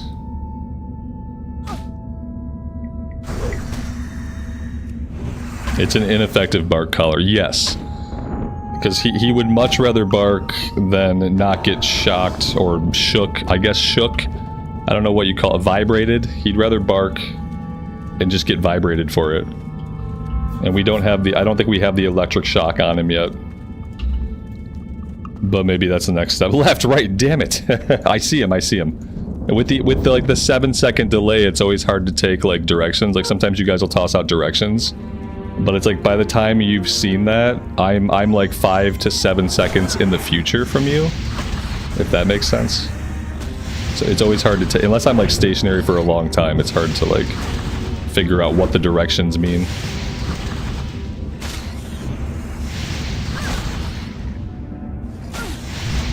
The shock option is mean. You know what's really mean though? The fact that though I did my best for this animal and we didn't do anything wrong in the raising of him, that he constantly makes a ruckus and he sets my nerves on fire for most of the day. Like half of the day I spend as like an absolute nervous wreck internally because of the noise my dog can make.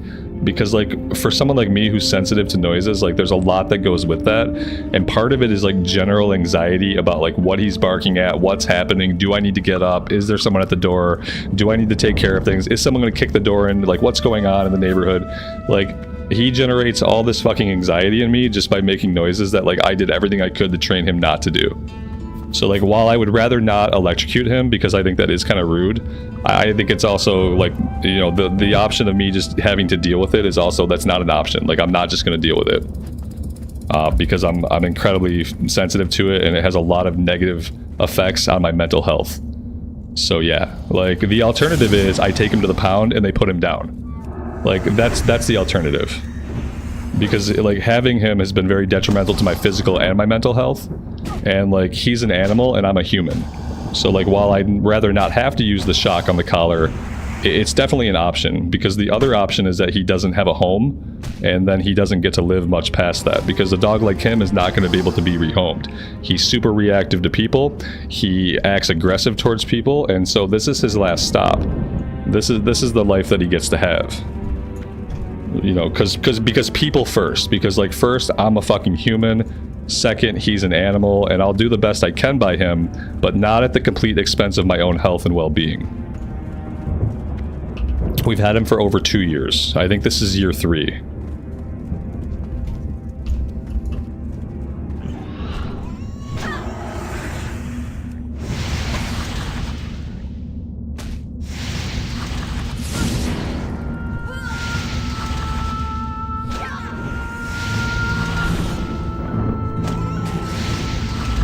Yeah, it's not like electrocuting them, you know. Yeah, it's just a shock.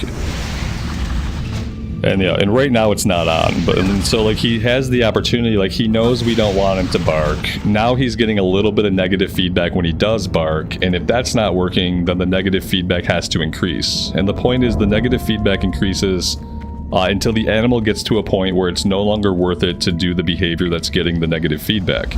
And so that's like most animals learn from that, like pretty quickly. This particular animal is very, very broken. Like something inside of his brain just doesn't really work properly. That's why he has the problems that he has. And so he is not responsive to this thing. And so yeah, the next step will be just a light shock to see if that like deters the behavior, because it's not something we can just kind of ignore and let it continue. Yeah, and he's like a mutt, but he's definitely part German Shepherd. He's like part German Shepherd, part blue heeler, part cattle dog. Like he's a mutt.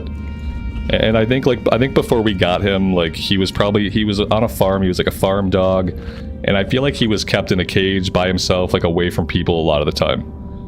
And like, but whatever his neurological problems are, like we didn't cause them. And so like I'm gonna do everything I can to like make it so he can still have a home, but ultimately not at the expense of my own mental and physical health. So I'm hoping the collar continues to work, even if we have to crank it up a notch.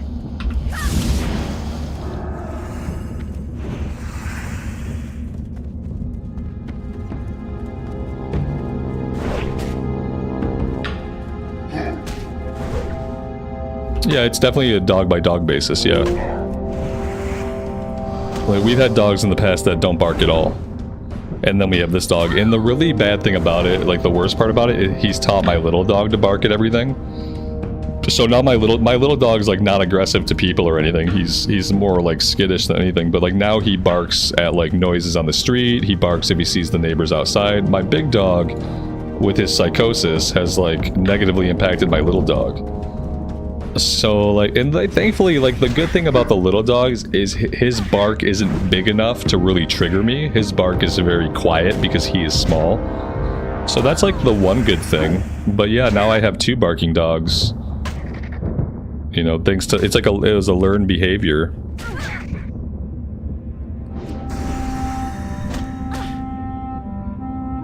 Yeah, I'd say like if you're a person that works from home, or you want to be on comms a lot, like having dogs is a bad idea.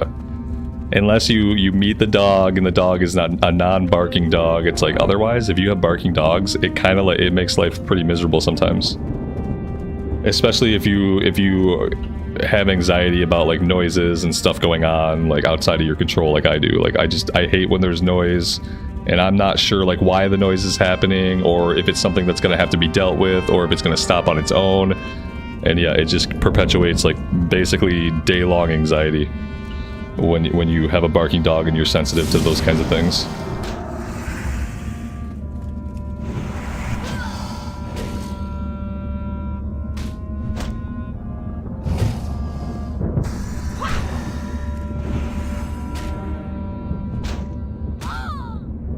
That's why cats rock. I'm allergic to cats. Yeah, cats unfortunately are not an option for us. If I wasn't allergic to cats, we'd probably have cats and not dogs. Yeah, I'm very allergic. It's the one thing still that will like without a doubt even like trigger my asthma. Like it's not even just allergies, it will trigger my asthma if I'm around a cat for too long. Or if I'm in the house of a person who has cats and like they don't keep their house clean, I know right away.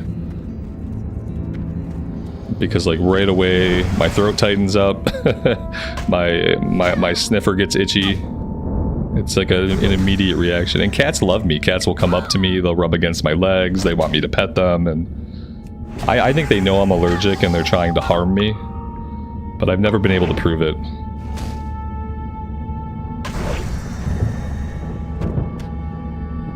Yeah, it sucks for everyone. Now we have everybody working at home. Yeah, we're all working at home now.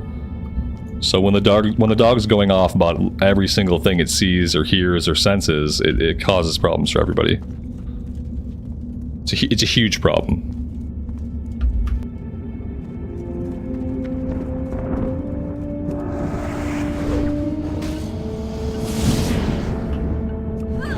Yeah, it's nice to have him in the sense that, like, I'm sure, like, But in that scenario, like I'll defend the home. Like I don't really, the trade-off isn't worth it. Part of me thinks it's worth it, but part of me doesn't think it's worth it. Like I got this barking dog, and like yeah, maybe someday somebody tries to break into the house and the dog barks and scares them away. It's not likely that that's going to happen. And in the meantime, I have to have a barking dog every day of my life. And so like there's a possible benefit, but the possible benefit is not a for sure benefit.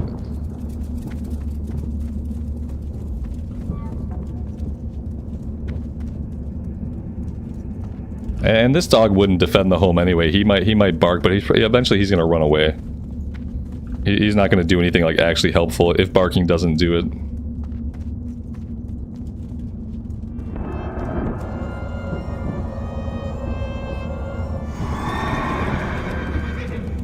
Oh my god, a boar.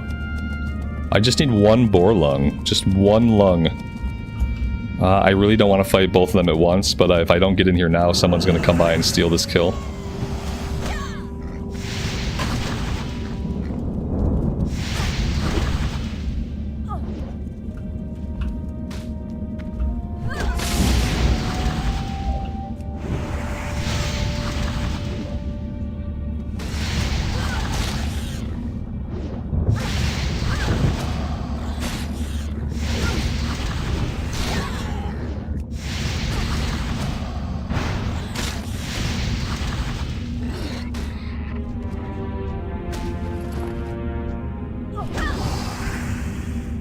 That boar did not have a lung.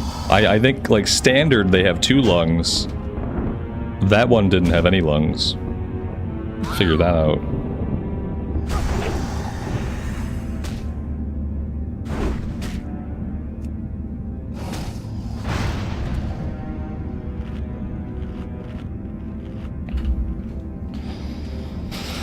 Amy, you're going to pick up the pizza? Awesome, awesome. What game is this? This is Super Mario Party 8.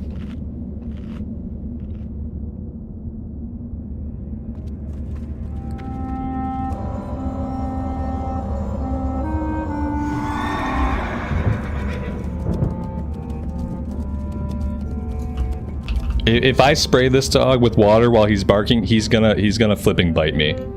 Like, he hasn't bit me yet. But he is very reactive to water. Like if we try to like run the hose outside for any reason, he will attack the water. He gets, for some reason, very vicious about literally attacking water. So no, I'm not gonna spray him. That would be a trip right to the pound for him, because I do feel that if I started spraying him when he had behavior that I didn't like, he would attack me. Yeah, he's the kind of dog, like, you tell him to go lay down and he will growl at you. He'll just look at you and growl at you, like, go lay down, go lay down, like, he doesn't like being told what to do. He doesn't like following direction. It's bad. Like, and he'll often act aggressive, and like, he hasn't bit anybody in the family yet, so sometimes I think it's a matter of time. Sometimes I think no matter how far he's pushed that he probably wouldn't bite, but it's hard to tell. Spraying him with water, though, is not going to have a positive outcome. I feel like that's more of a cat thing. Like, you spray a cat with water when you want a cat to like leave you alone. You spray it with water, and there's not a lot a cat can do except to run away.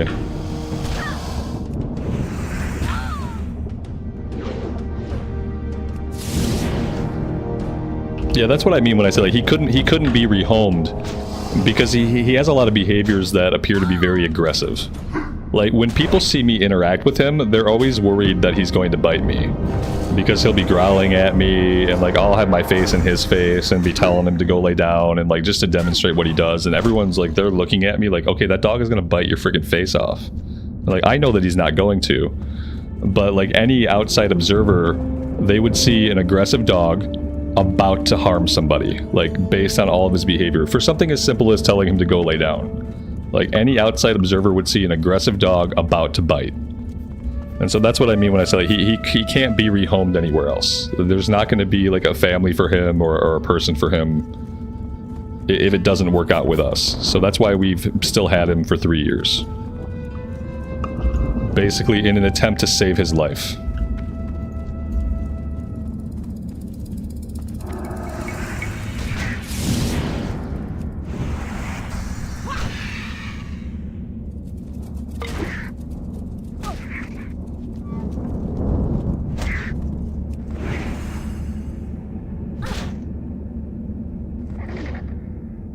Yeah, and the reason he's still here, he's never acted aggressive towards my son.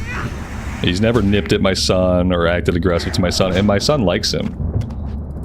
Like, my son will pet him, and it's like he's not a dog that likes to be pet. He doesn't like the human touch. But my son will still pet him, and he's fine with it. He tolerates it. I think ultimately he understands that if he bites the little human, then he's dead. Because if he bites the little human, he's not going to make it to the pound. Like, I'm going to take care of that immediately. And I think, like, a part of him understands that somehow.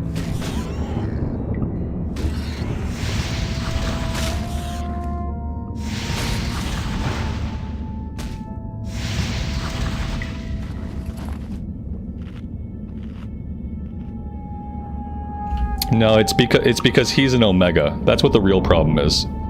My little dog is the alpha, by the way. It's not that he doesn't see me as an alpha or other people as an alpha. It's that he is an Omega. He is an outcast. He must have been outcast very young. And that just built this mentality where, like, if to him he's outside the pack, but he wants to be in the pack. And that's probably perpetually frustrating. You know, he's very much an Omega. And so in that case, it doesn't matter who the alpha is. Like, he doesn't like anybody telling him what to do or anything at all, ever. It doesn't matter.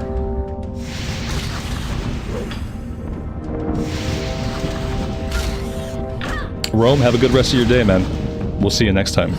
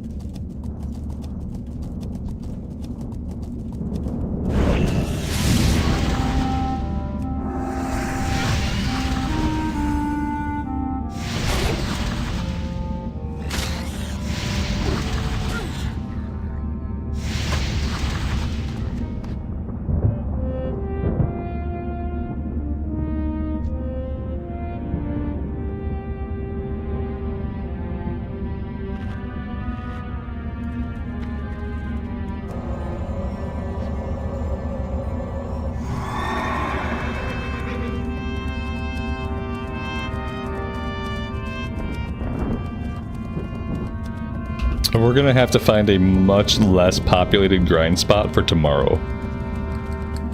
We need to find somewhere where there are, like, never any people. The Silithid area in Tannerus, that was a decent spot. Because those mobs were easy for us thanks to Red Aura, and nobody else came there. We hardly ever saw anybody else. So maybe we'll farm there for a bit tomorrow.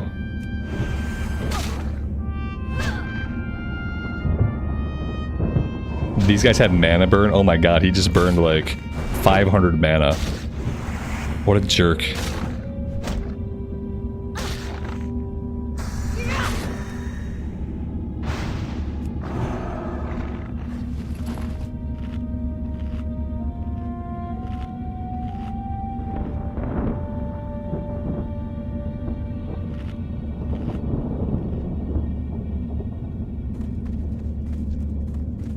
Yeah, I don't want to fight anything that can stun me. I don't want to fight anything that can mana burn me, so like that kind of takes these mobs off the table.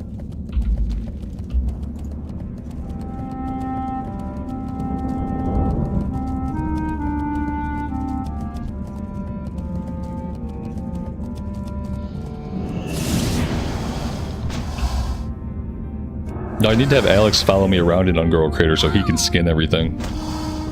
'Cause I plan to, like, when I go to Ungoro Crater, I'm not going to mount up at all. I plan to walk on foot the entire time, and I plan just to kill everything in my path. We're going to leave a trail of bodies behind us that someone should be skinning.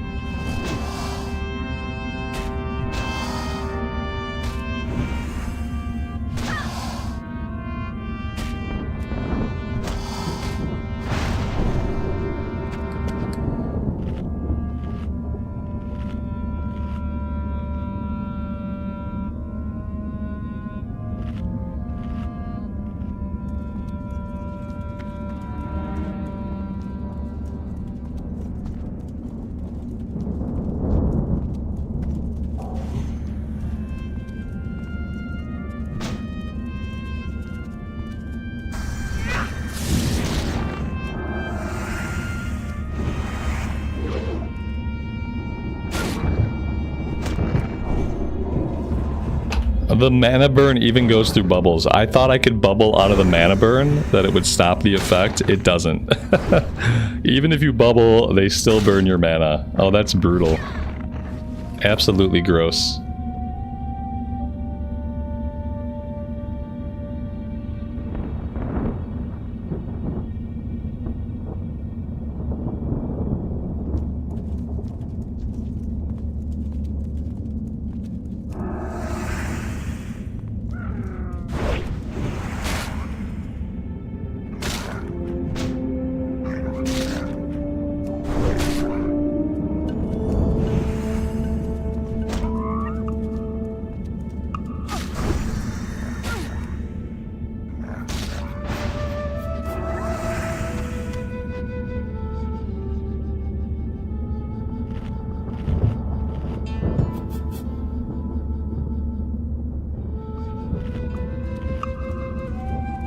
Alright, I think we're gonna get it. I don't think we're gonna get this quest done, but I do think we'll hit 51.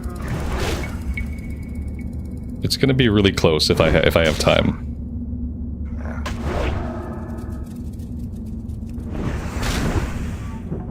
We're just about one bubble to go.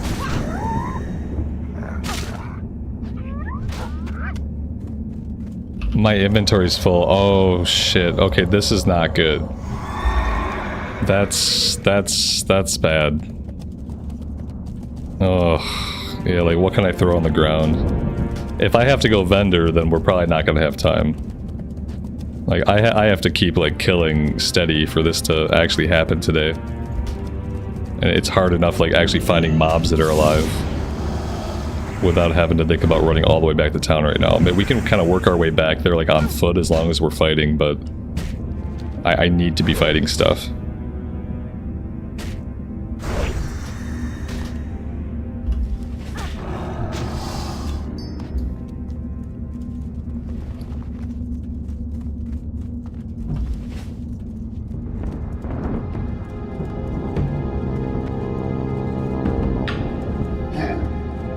Yeah, if I ever have emotes, an inventory full emote will be among them. Like a backpack that's like stuffed with loot. An overflowing backpack stuffed with loot. That's my idea for inventory's full emote. I got lots of ideas for emotes. I just need to find an artist, and then I need to have money to pay the artist. And both of those things have turned out to be a challenge. Oh, of course, now there's more boars than we can handle. Obviously. Okay, great. Another mob. This is awesome. We're definitely not gonna die. We might die.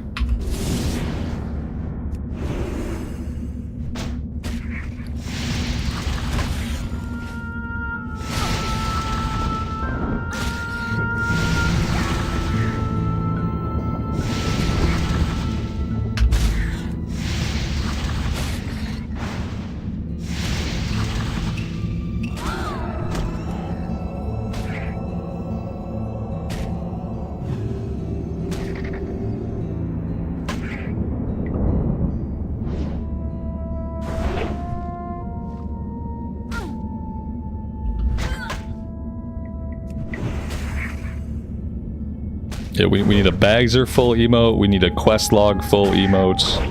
We need a forgot to grab the flight point emote. And I don't know what a lot of these things look like. I have ideas for what like some of them would look like. Forgot the flight point. Didn't grab the quest. Yeah, I got a few of them. Forgot to loot. Didn't skin. Like basically every bad habit I have, I'd like to turn it into an emote. That when I do them, you guys can spam them at me. That would be my ideal like set of emotes. All of the stupid things I do because I'm an idiot that you guys like can pick up on and spam them at me.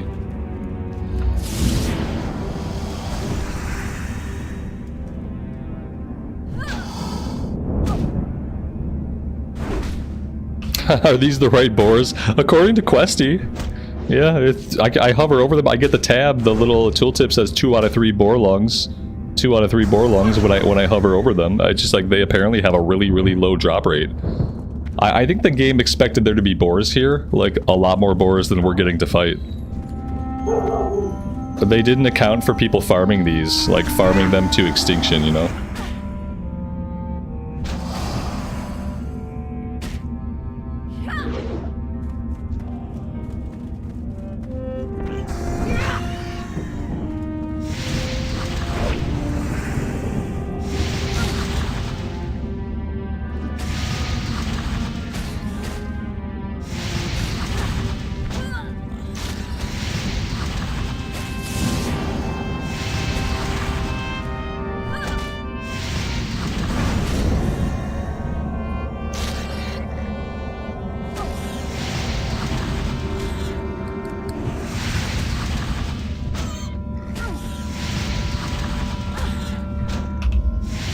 Why didn't I prop pally and dungeon? Because I didn't want to do those things.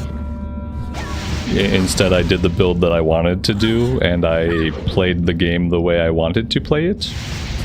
I have an idea. Why don't you do a prop pally and you do dungeons? And I will continue to play how I want.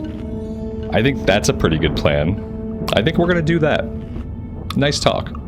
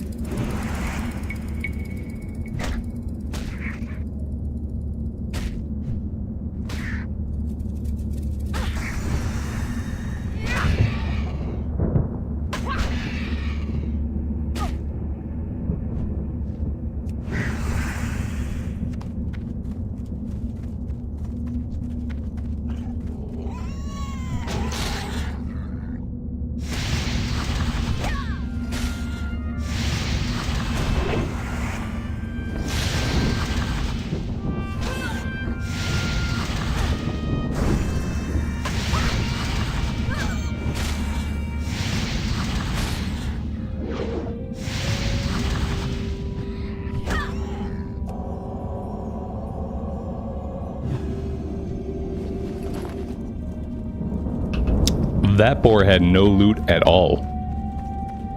It's like a slap in the face.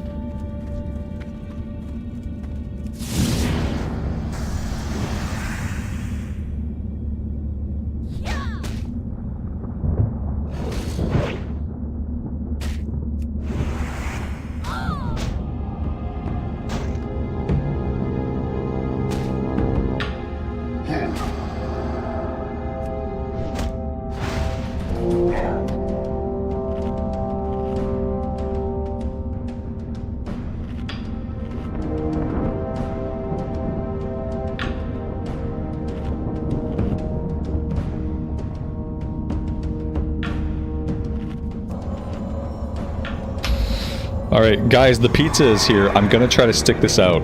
We've got a little bit more than a half a bubble to go. I know what you're thinking, like a half a bubble. How long could that possibly take? I don't know.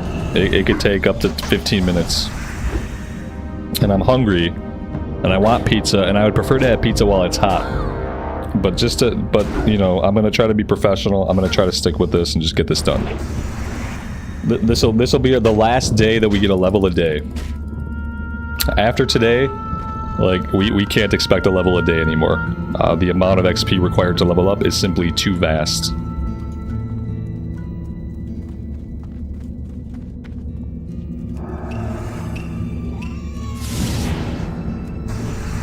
If we can get a boar lung, that experience could shave like 10 minutes off this grind.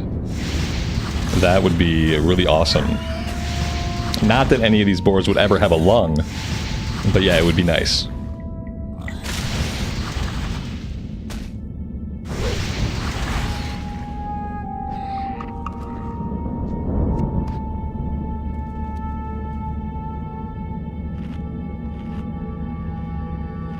He didn't drop a lung. I know we're all shocked at this point.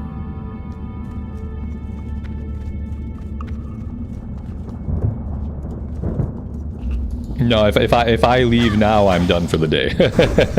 Because we are already 4.5 hours in. So if I get up from this desk at this point, I'm all done. I won't be coming back to the desk.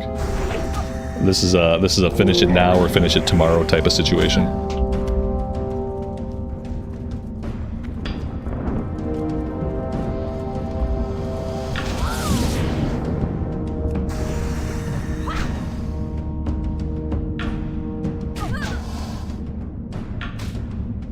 Yeah, I'm gonna get this done.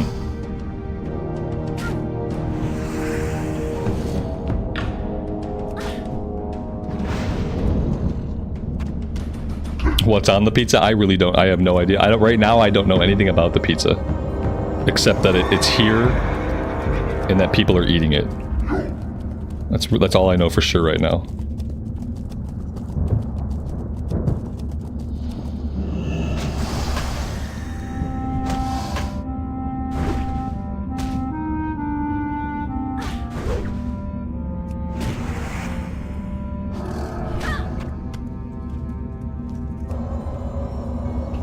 Just pepperoni. No, don't bring it to me. No, because it's hard to eat anything that might potentially be sloppy. Like, I can't. It's hard. It's too hard. I don't have 3 arms. Like I sometimes I can eat while I play, but it's always precarious. It's always like awkward. And I never enjoy playing or eating. When I play, I never enjoy the playing or the eating. And I would like to enjoy the playing and the eating. It's just that I'm gonna have to do them separately. I appreciate it though.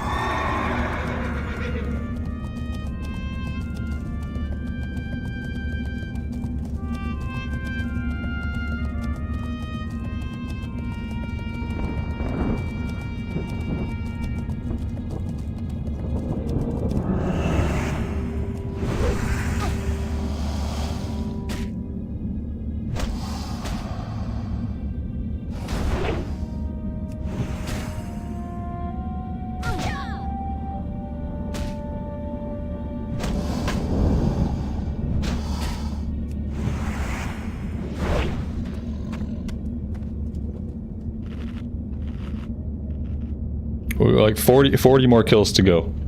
I think we got about 40 more kills. That should ding us. Have I decided on Felwood or Ungoro first? I think I'm just gonna go to Ungoro at 52, and then I'm gonna wait on Felwood until I can do everything in Felwood. And to do everything in Felwood, I want to be like level 54. Like, I could go to Felwood and do like 1 or 2 quests, but the rest of it is too high of a level right now. Fighting these guys that stun us for 5 seconds is like really, really slowing me down actually.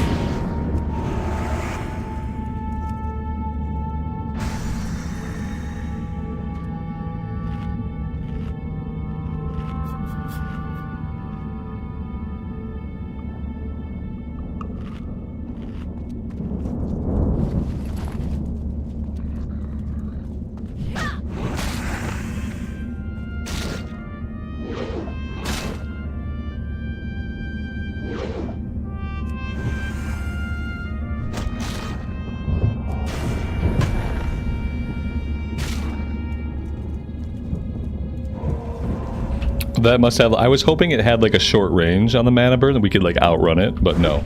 It has like a 40-yard range. There's no outrunning it. Oh man, I made the big mistake, like middle of the day, we should have left here and gone somewhere else. As soon as it started to get like super busy and there were tons of other players around and we completed the first batch of quests, I probably should have left. If we'd have left here hours ago, we probably would have hit level 51 like an hour ago. If I'd have left in the middle of the day.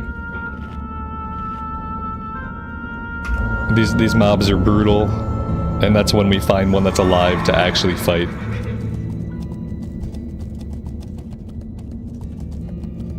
They can't mana burn me if I have no mana in the first place. I mean, that's not wrong. And I rarely have mana, so yeah. Come on, drop a lung. Just drop one lung. Any lung will do. It doesn't have to be pristine. It doesn't even have to be healthy. Just give me one boar lung.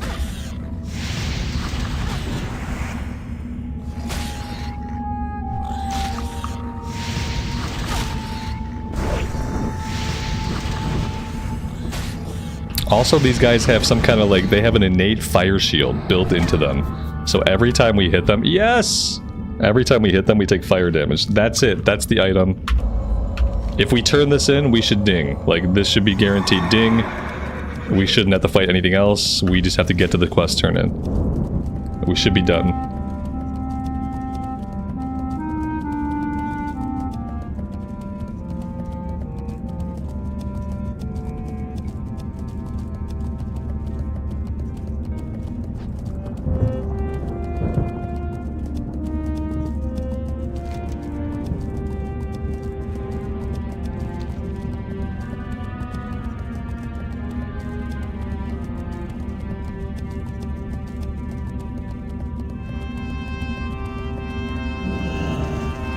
Hello. Be careful. Good luck, friend. Yes! Guys, we've done it. We did it. We hit level 51. This is the last day for one level each day. After this, it'll be a level every other day, but I'm really happy that we got here. We have 9 levels to go. It's kind of crazy. My dogs are happy too. They're so happy, they're cheering for us. They're not interrupting my outro at all, they're actually cheering for me. Not being totally obnoxious. Alright guys, I'm gonna go eat. Thank you all very much for being here today, for hanging out with me, and for all the support. I really do appreciate it. I hope you guys have a good rest of your afternoon and evening time. And as always, take care of yourselves, take care of each other, and we will see you back in Azeroth again very soon. Bye for now.